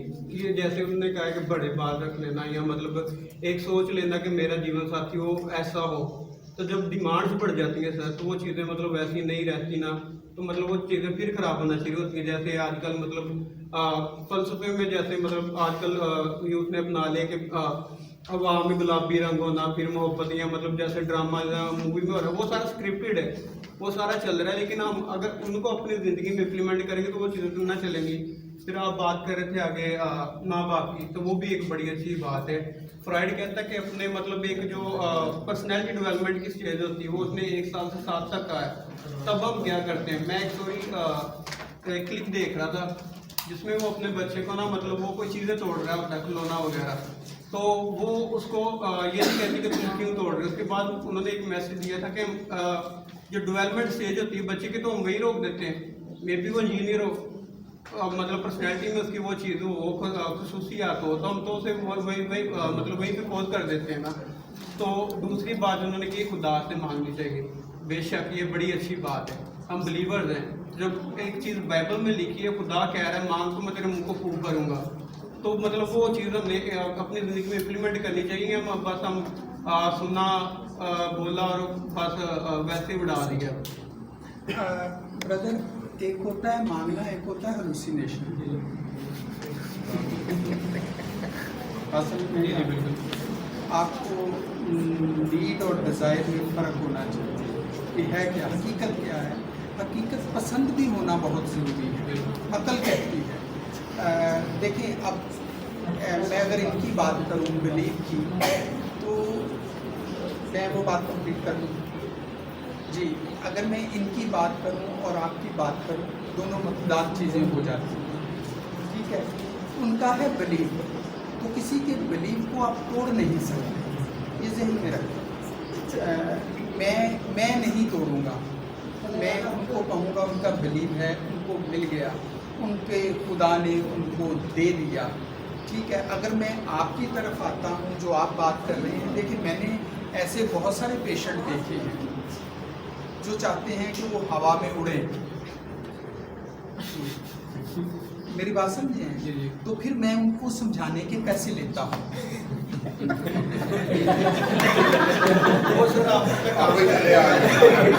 मतलब ये नेक्स्ट लेवल फिर वो समझ जाते हैं कि हकीकत है क्या। आपकी मैं बात करूँगा, आपने एक अच्छा और खूबसूरत बात की। आप यंग हैं और आपके लिए मेरी तरफ से मैं आपको एक टिप दूँगा। इंसान की बहुत सारी किस्में हैं, आपको बहुत अच्छे भी मिलेंगे, बहुत बुरे भी मिलेंगे। ऐसा नहीं है कि इंसान बुरे और अच्छे सारी इको जी कैटेगरी, ऐसा नहीं होता। बहुत सारे इशू हैं, साइकोलॉजिकली प्रॉब्लम्स बहुत हैं, बाय बर्थ होती हैं, नस्ल दर नस्ल भी बीमार मैंने देखे हैं, ठीक है। और पढ़ लिख जाते हैं फिर भी वो बीमार होते हैं। कहीं ना कहीं उनमें नज़र आता है कि यार ये तो बीमार बंदा भी तो आप डॉक्टर लगा हुआ है, ऐसा होता है, मैंने देखा है। इसलिए आप जो बात कर रहे हैं ना, हालात और वाक़यात इंसान को सिखाते हैं, ठीक है। उनका बिलीव अपनी जगह पे है। आप जो बात कर रहे हैं ये हेलुसिनेशन होती है, ठीक है। मंकी सी मंकी डू, जो बांदर देखता है बांदर वही करता है, ठीक है। कहीं ना कहीं हम दूसरों को देख के भी ऐसा कर रहे होते हैं, ऐसा सोच रहे होते हैं। अगर हम अपनी अकल से काम लें तो हमें समझ लग जाएगी हकीकत है क्या। मगर फिर भी मैं एक बात करूँगा, यहाँ पे बिलीव की बात करूँगा कि मैंने अपनी ज़िंदगी में बहुत सारे ऐसे लोग देखे हैं जिनका आप और मैं तसव्वुर भी नहीं कर सकते, और आज वो दुनिया जीत के बैठे हुए हैं। ये क्यों है? ये क्या है? ये कैसे हुआ? बिलीव, ठीक है। आप देखें हमारे पाकिस्तान में सांप से लोग डरते हैं। तुसी रात में उत्ते रस्सी सुटो तो चीख मार के उठ होएगा सप आया है, इतना बिलीव स्ट्रॉन्ग हो गया है। और आप थाईलैंड में चले जाएं उत्ते गले छपा के तुरे फिरते हैं, बिलीव है ना। तो मैं कहता हूँ एक लॉ है अर्थ का, अगर आप स्टडी करें और कर भी रहे हैं कि लोगों को उनके बिलीव का मिल जाता है, मगर वो किस हद पे चले जाते हैं, किस लेवल पे जाके वो सोचते हैं और मांगते हैं और मिल जाता है। और आपके इर्द गिर्द बहुत सारे ऐसे लोग होंगे, उन्हें एक मैं नहीं आ, अगर मैं आपको बताऊं उनमें से एक मैं भी हूं कि मैं एक वक्त था कि मेरे पास जॉब नहीं थी। और मैं एक बात आपको शेयर करूंगा कि अगर कुछ पाना है तो बहुत कुछ खोना पड़ता है, ठीक है। जिहड़े लोग गवाना नहीं जानते उन्होंने लभदा कुछ नहीं। जिस आपकी एज क्या है? 23। आप फैसलाबाद के बाहर कहाँ तक गए हैं? सर मैंने लाहौर विजिट किया है, इस्लामाबाद, मरी, नारायण खदान। ये मैं 11 साल की मर्ज कर लिया सी। आपको बताऊं क्यों, क्या होता है। अगर आप एक्सप्लोर नहीं करते, आप दुनिया देखते नहीं या घर से नहीं निकलते, मैं लड़कियों की भी बात करूंगा, उनके लिए भी ज़रूरी है। फिर ज़िंदगी का पता लगेगा ज़िंदगी है क्या, हमें चाहिए क्या, हमें मिलेगा क्या। अभी मैंने थोड़ी देर बाद पहले बात की थी टेस्ला के मालिक की, जो इतने पैदा होता तो उन्हें साइकिल ही बनानियां सन या रक्शे बनाने सन। क्यों? आप हिजरत, आप कहीं जाके देखें वहाँ क्या हो रहा है।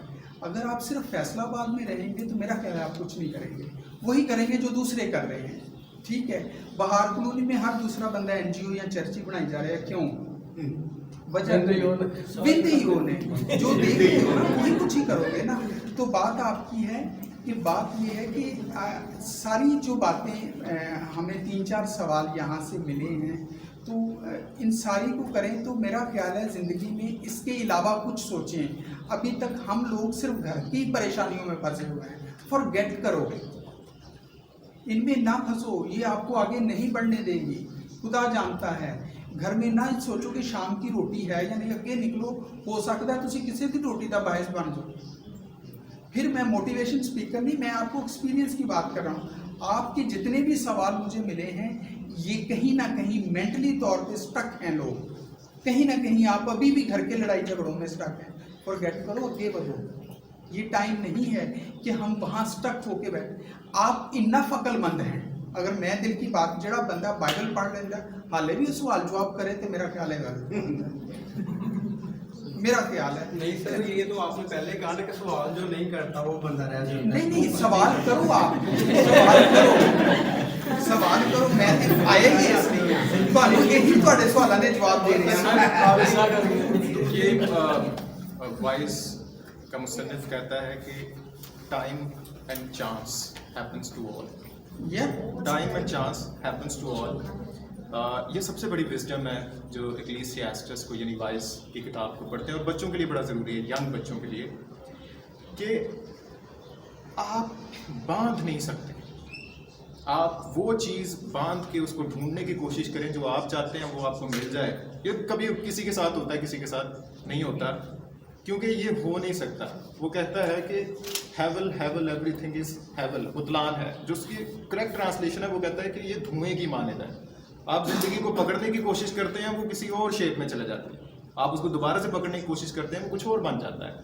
तो मैं क्रिश्चियंस के लिए, स्पेशली यंग बच्चों, जो भी उसको पढ़ता है, यहूदियों को पता है, वो इसराइली पढ़ते हैं उसको, वाइस की किताब को, और उनको पता है कि time and chance happens to all. आप बीमार भी हो सकते हैं, आपका हस्बैंड भी बीमार हो सकता है, आप भी सिक हो सकते हैं। हम सब, बहुत से लोग हैं, वो नहीं सोचा होता उनको कभी डायबिटीज़ होगी, लेकिन उनको हो जाती है। अब वो ज़िंदगी छोड़ दें। सो ज़िंदगी में जो वाइस का मुसन्निफ कहता है कि हैप्पीनेस प्रायोरिटी नहीं होनी चाहिए। हम सब हैप्पीनेस को ढूंढने की कोशिश करते हैं, लेकिन हैप्पीनेस से बढ़कर जो बात पहले भी उन्होंने कही, कन्विक्शन होनी चाहिए कि आपके प्रिंसिपल्स क्या हैं, क्या है आपके गोल हैं, क्या है? अगर आप हैप्पीनेस से बढ़ के स्टक होंगे कि मियाँ बीवी की लड़ाई हो जा रही है हाल की, भाई हाल आपको पता है क्या है, कहीं ना कहीं कंप्रोमाइज करना पड़ेगा, कहीं ना कहीं बैलेंस करना पड़ेगा, इससे आगे निकलना ज़रूरी है। मैं हमेशा बैठ के, मेरी बहुत कम होता है अपनी कम्युनिटी से बातचीत करना, अपनी कम्युनिटी से, मगर मैं आप लोगों से फ्री माइंड होके बात कर रहा हूँ, मुझे अच्छा लगता है। आप में मुझे बड़ी दिली खुशी हुई, पारी साहब ने मुझे कहा, मैं आया, मुझे इज़्ज़त दी, प्यार दी, और शायद मेरा ये ज़िंदगी का पहला दिन है यहाँ कि मैं अपने क्रिश्चियन लोगों के साथ बैठा हुआ हूँ। कह रहा हूँ, और मैं कई सालों के बाद यहाँ आया हूँ। मैं बिहाड़ी से बिलोंग करता हूँ। बिहाड़ी छोटा जहा शहर है, शायद किसी ने नाम ही ना सुना है या सुना भी हो, ठीक है, बुरे का सुने हैं हाँ। तो मैं वहाँ से बिलोंग करता हूँ, और मैं ना तो मेरी कोई एजुकेशन है, अगर कहूँ तेरे मेरे को भी डिग्री है। मैं बहुत अरसा पहले जब छोटा सा था, मैं घर से निकला और फैसलाबाद मैं दुकानों के शटर भी पेंट करता रहा हूँ आके। ये सच बात है। मैं ज़िंदगी में कहता हूँ कि आप लड़ाई झगड़े में स्टक ना हो। यस, मैं आपसे पता क्यों कह रहा हूँ, क्योंकि तुम मैं पे नहीं कर रहे। जे पे करते हो तो मैं कहूँगा भाई ये ची फसे रहो, मैंने तो पे कर रहे जे 10-12 सेशन मैं सच कह रहा हूँ, मैं कहूँगा भाई फसे रहो, मेरा तो बिजनेस चल रहा है। मैं आपको कहूँगा कि फ्री माइंड हो, फ्री माइंड। ये झमेले चलते रहने हैं लाइफ में, इससे इनके साथ मैनेज हो जाओ, मैनेज करो, मैनेज करना सीखो, ठीक है। ये हो नहीं सकता कि आपके घर में प्रॉब्लम्स मुश्किल ना हो, उनको आसान कर लो, इजी कर लो, अंडरस्टैंड कर लो, एक ही प्लेटफॉर्म पे आ जाओ, आप और आपका शौहर। उसको पता हो कि मेरे घर में क्या हो रहा है, मेरे घर में कौन क्या कर रहा है, और औरत को पता हो कि मेरा बंदा मेरे ना खसमानों का बाकी जो होता रहे। ऐसा होता है, ऐसा होना भी चाहिए, मगर इससे आगे सोचो। दुनिया स्पीड से बदल रही है। मैं लोगों को ये कहता हूँ कि भाई ये प्रॉब्लम्स है, इसके ये प्रोटोकॉल्स हैं, इनको फॉलो करो। मैं आपको कतन नहीं ये कहूँ, मैं कहूँगा कुछ भी नहीं चाहिए, पीनट्स ने, ये कुछ भी नहीं है, ये इसको आप इजी लो, ये कोई प्रॉब्लम्स नहीं है। मैनेज करना सीख जाओ, टाइम टेबल आपके पास हो, आपके गोल आपके सामने, लाइफ खूबसूरत होगी। जिम्मेदारियां, बच्चे होंगे तो उनके लिए कुछ अच्छा सोचो और अपनी ज़िंदगी आगे लेके चलो। ज़िंदगी बहुत खूबसूरत है, बहुत अच्छी है। आप यंग हैं, आप सवाल कर रहे हैं, मुझे अच्छा लग रहा है। सवालों के साथ अगर जवाब मिलेंगे, क्या इम्प्लीमेंट करोगे आप? सर इम्प्लीमेंट के बगैर तो कोई चीज़ नहीं, मैं आपसे पूछ रहा हूँ, करोगे आप? पक्की बात है, वेरी गुड। फिर आपके हर सवाल का मैं आपको जवाब दूंगा अगर आप इम्प्लीमेंट करेंगे। मैं गारंटी से कहता हूँ, ये रिकॉर्डिंग चल रही है, ज़िंदगी और दुनिया ना बदले तो फिर मुझे कहना, इम्प्लीमेंट करना है। रिज़ल्ट मिलते हैं, ऐसा नहीं है कि रिज़ल्ट नहीं मिलते, मगर कितनी देर करोगे,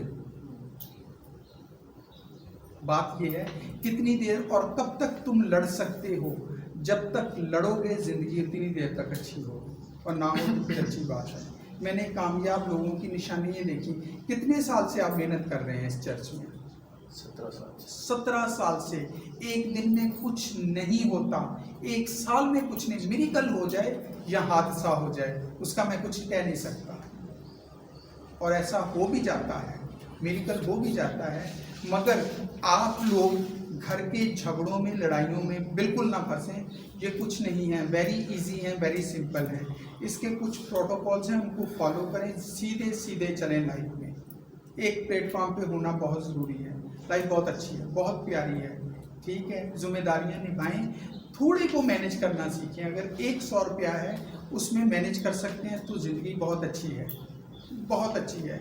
आप 1000 को भी मैनेज कर लेंगे। अगर मैंने देखा है प्रॉब्लम्स होती है कि कहीं ना कहीं रुपए पैसे का इस्तेमाल सही नहीं होता, उससे प्रॉब्लम होती है, बच्चों में होती है, बड़ों में होती है। वो एक औरत की जिम्मेदारी है कि वो कितना सलीका उसको आता है, या पंजाबी उसकी कहते हैं किन्नी सुगड़े, ऐसे ही कहते हैं ना जी। वो एक औरत के लिए बहुत ज़रूरी है, जिम्मेदारी है, रिस्पॉन्सिबिलिटी है। मर्द कमा के लाता है, अगर देता नहीं तो कहीं ना कहीं उसकी भी जिम्मेदारी है, उसकी भी रिस्पॉन्सिबिलिटी है। इसलिए बी सिंसियर होना पड़ेगा लाइफ में। अगर आपके गोल हैं, आपका ज़िंदगी में क्या गोल है, मैं पूछ सकता हूँ? इफ़ यू डोंट माइंड, अब मेरे सवालों की बारी है, प्लीज़ बताएं। सर शुरू में तो यही था कि हम पढ़ें, वेरी गुड। पढ़ के कुछ बनने का था कि हम बने, तो सर वो 2 गोल पूरे हो गए। सर अब जब बड़े हो गए हैं तो घर वालों की भी मर्ज़ी यही है कि इसकी शादी हो जाए। Very good. और जहाँ शादी हो वो अच्छी फैमिली हो, जी। ताकि हमारी जो बच्ची को प्रॉब्लम्स ना हो। जी।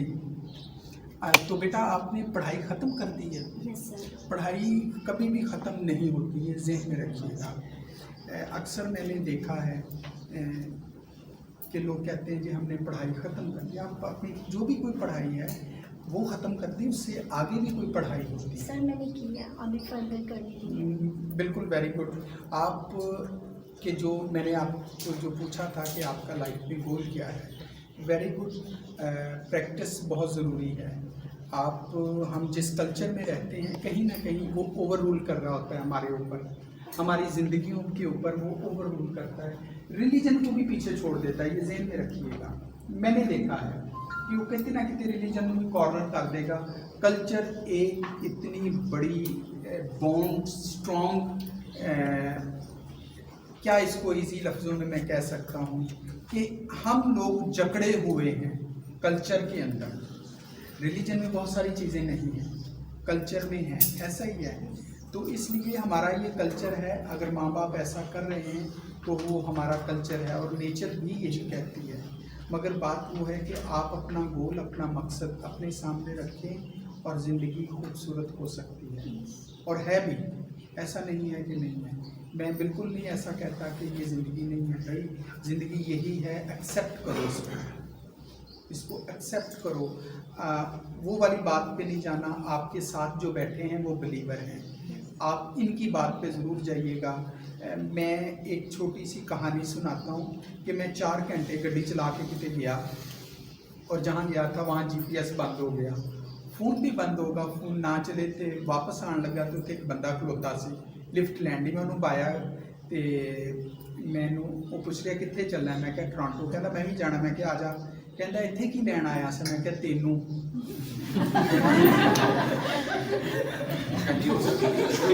मैं क्या तेनू लैन आया से। ये क्या है? हसीन इत्तेफाक। ये हसीन इत्तेफाक है, और मेरे साथ हर रोज़ ऐसे इत्तेफाक होते हैं, हर रोज़ होते हैं। तो ये क्या है कि जब आपकी ज़िंदगी में एक मिरेकल होना शुरू हो गया ना, तो मैं गारंटी देता हूँ हर रोज़ मिरेकल होगा। ये मैं तुम्हें गारंटी देता हूँ। मैंने ज़िंदगी में चीदा ऐसे लोग देखे हैं जिन्हों की ज़िंदगी एक मिरेकल होया है, फिर 2 हुए ने, फिर 3, फिर हर रोज़ होंगे। उन्होंने एक मैं भी बैठा हुआ, मैं सच कह रहा हूँ। मैं आज पारी साहब को बता रहा था कि मैं बालन लिया होंदा सी, चुल्हा जलाने ते साइकिल गुआढ़ी को मंगदा सा। और अब मैं प्राइवेट जेट में सफ़र करता हूँ। ये क्यों है? आपके जो साथ बैठे हैं वही हैं, वो बिलीव की मैं बात कर रहा हूँ। मेरा एक्सपीरियंस है, मैंने लोगों की ज़िंदगी में मिरेकल बहुत देखता हूँ, हर रोज़ देखता हूँ। ऐसा नहीं, हेलुसिनेशन भी होती, बीमारियाँ भी होती हैं और वो नज़र आ जाती हैं। बिलीवर और बीमारी में बड़ा फ़र्क होता है, ठीक है। जो बिलीवर है ना, उसमें सब्र शुक्र बहुत होता है और कहीं ना कहीं वो गोडे ला के बैठा होता है और अभी आस उम्मीद होती है कि मुझे खुदा देगा, और नहीं भी देता। ऐसा नहीं है कि हर बंदे को दे देता है, ये वो चुनता है। पता नहीं किसी की क्या अदा किसी को पसंद आ जाए। तो ये जहन में रखो, अपने दिल में दर्द ज़रूर रखना। जड़ियाँ कौमा दर्द नहीं रखती, वो कहीं ना कहीं वो घर वो घराने ख़त्म हो जाते। मैं सच आपसे कह रहा हूँ, इसलिए मैं इनकी बात से एग्री करता हूँ। ये इनका बिलीव है और इनको मिल गया, ਤੁਹਾਡਾ बिलीव ਤੁਹਾਡੇ नाल है। मैनू नहीं पता कि की मिलेगा, मगर अकल की बात करें तो अकल फंसा के रखती है। अकल कहीं ना कहीं कहती है 2 जमा 2 ही हो सकते, 3 केंज हो गए। खुदा कहता है दे तुझे और दूंगा, और मैंने वही लोग कामयाब देखे हैं जो देते हैं और उनको मिलता है। जिन्हें नहीं देते, मैंने ना वो कौमें तरक्की करती देखी है ना वो लोग देखे हैं। बिल्कुल, ज़बूर नबीस कहता है कि जो गरीब की मदद करता है मुसीबत के दिन खुदावंद उसे जी देगा। बहुत शुक्रिया। अभी थोड़ी देर में क्या टाइम हो गया? 5:15 हो गए सर। 5:15 हो गया। 5:30 हम जाएंगे चर्च में इबादत के लिए, और मैं अनवर खान साहब शुक्रगुजार। किसी को कोई मेरी गल बुरी लगी हुई थे, आई एम सॉरी। मैं आपका बहन भाई हैं, और मैं आखिरी बात सॉरी भाई साहब करना चाहता हूँ। लोग कहते हैं खुदा है, मैं कहता हूँ पागलों सच्ची मुच्ची है और वो है। यकीन करेंगे, अब उसको आप क्या रंग रूप देते हैं मुझे नहीं पता। मैं उसको ना कोई रंग देता हूँ ना रूप देता हूँ, मैं कहता हूँ वो है। और बिलीव करना, अगर एक मिरेकल हो जाए तो कई मिरेकल होते हैं लाइफ, फिर एक पे टिकता ही नहीं है। वो जब देता है तो फिर कहता है अल्लाह। थैंक यू साहब। और एक बात मुझे अच्छी लगी कि ये जान करके पहली दफ़ा किसी चर्च में आप इस तरह क्रिश्चियन जी बिल्कुल पहली दफ़ा है। बच्चों से मिले हैं। मुझे मुसलमान बुलाते हैं, अच्छा। मैं वहाँ जाता हूँ, मुझे पे करते हैं और मेरी मर्ज़ी का पे करते हैं।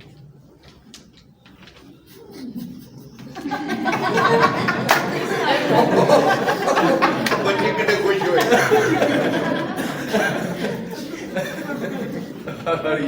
और मैं मेरे लिए ऑनर की बात है, सॉरी मैं बैठा हुआ अच्छा नहीं लग रहा, मेरे लिए ऑनर की बात है भाई साहब।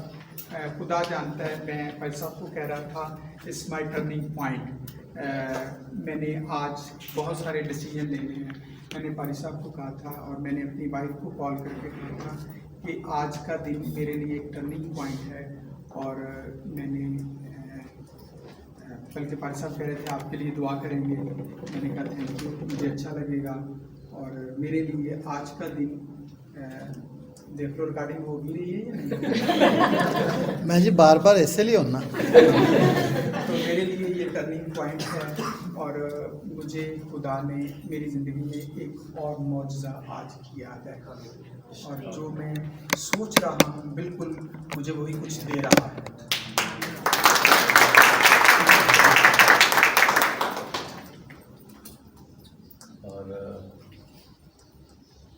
एक बात तो इन्होंने की कि मेरी कोई एनजीओ नहीं, हालांकि एक बात दूसरी उन्होंने की कि बात को जरा दूसरे करते हैं एनजीओ। और बड़ा अच्छा लगा आपको जानकर, आपसे मिलकर, बातें सुनकर, और आपने कुछ भी नहीं छुपाया। ये भी बताया कि मैं फैसलाबाद में जब होता था तो मैंने शटर भी रंग किया। जी मैं बिल्कुल यहाँ आया, कभी अपनी असलियत को छुपाना नहीं चाहिए, और बताने का मकसद यह कि खुदा कहाँ से उठाकर कहाँ ले। और तीसरी बात मैंने सीखी कि आपने 11 साल की उम्र में बहुत ट्रैवल कर लिया, बहुत सा पाकिस्तान आप लेट हो और सच्ची बात है, कई बातें बहुत सीखने वाली थी, अच्छी थी, जिनसे हमने बरकत पाई है, सीखा है। खुदा आपको और बरकत दे और हम अपने वादे पे कायम हैं। हम आपके लिए दुआ करेंगे। फिर जितने लिए ऐसी दुआ कर दी तो काम सीधा हो जाए। अब बैठे हैं संडे स्कूल में, मुझे याद आ रहा कि खुदा कैसे कैसे काम कर देता है। जब संडे को इस संडे स्कूल में मुझे बताया गया कि पर सब 750 बच्चे संडे स्कूल में हैं और वो कह रहे हैं कि असी भी जुलूस कटना है। टीचर्स को कह रहे थे, इस यहाँ पर 750 बच्चे अंदर बैठे थे और फिर जगह नहीं थी, बाकी को 200-400 बाहर भी था। तो मैंने फिर उनके साथ भी एक जुलूस निकाला, तकरीबन 1000 संडे स्कूल के बच्चे थे। आमतौर पे इतने लोग चर्चिस में होते हैं जितने हमारे संडे स्कूल में थे। और खुदा बड़े बड़े मौज से करता है, बड़े बड़े मौज से करता है। अल्लाह साहब यहाँ बैठे जब इस चर्च को तामीर कर रहे थे तो लोग मुझे कहते थे एडा बड़ा चर्च बनाया जाता है, पादरी इतने पता नहीं कितने आने के नहीं, और अब ये चर्च भी छोटा हो गया, बात भी दरिया के बिछानी पड़ती है। तो संडे बाहर भी दरिया बिछी हुई, बाहर 2500 लोग बाहर भी खड़े थे। खुदा का शुक्र हो, जो बड़े बड़े काम जो करता, शुक्र करो। और मैं अपने वादे पे कायम हूँ, सारे खड़े होंगे और उनके लिए ब्लेसिंग चाहिए। आगे आगे सारे मैं दुआ तो बगैर ही नहीं काम करती, दुआ भी नहीं करांगी। ये सानू नहीं पता, ये खुदा जानता है। Hallelujah,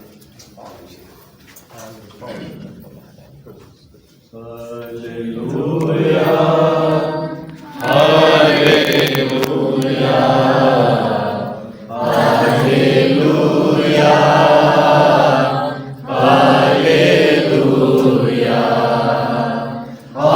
hallelujah,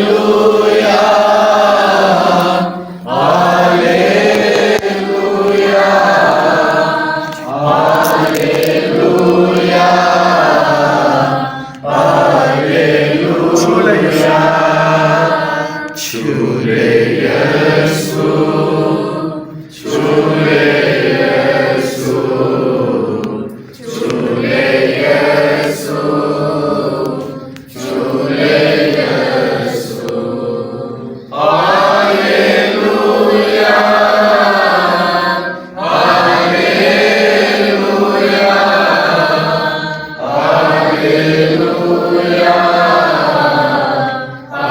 hallelujah.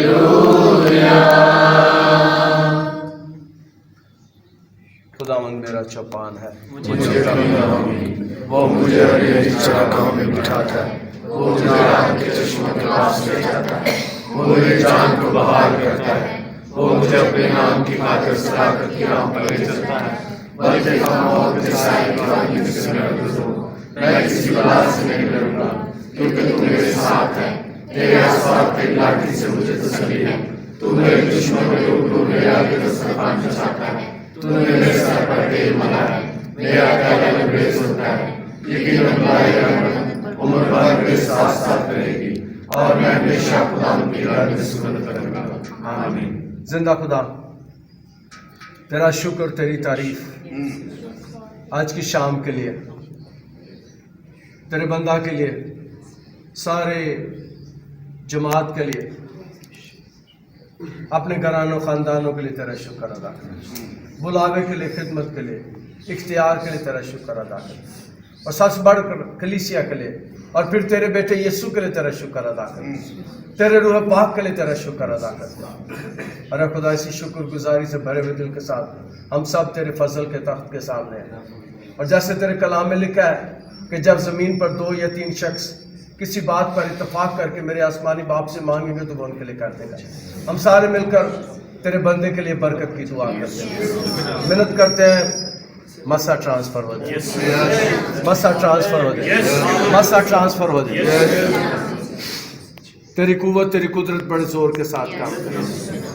अपने बंदे को अपने जलाल के लिए और कसरत से इस्तेमाल करे। इसके घराने खानदान को बरकत दे, हिफाजत कर इब्लीस से, शरीर से, दुश्मनों से, और इसे बीमारियों का मुकाबला करने के लिए तैयार कर, बदरूहों का मुकाबला करने के लिए तैयार कर, और इसके वसीले से तब्दीली आए, तब्दीली आए, तब्दीली आए।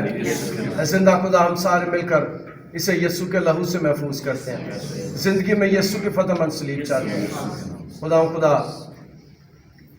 रहम कर, रहम कर, फजल कर, तरस कर, मेहरबानी कर, यीशु नासरी के नाम से। खुदा बाप, खुदा बेटे, खुदा कुद्दस के नाम से हम तुझे बरकत देते हैं। आमीन, आमीन, आमीन। God bless you.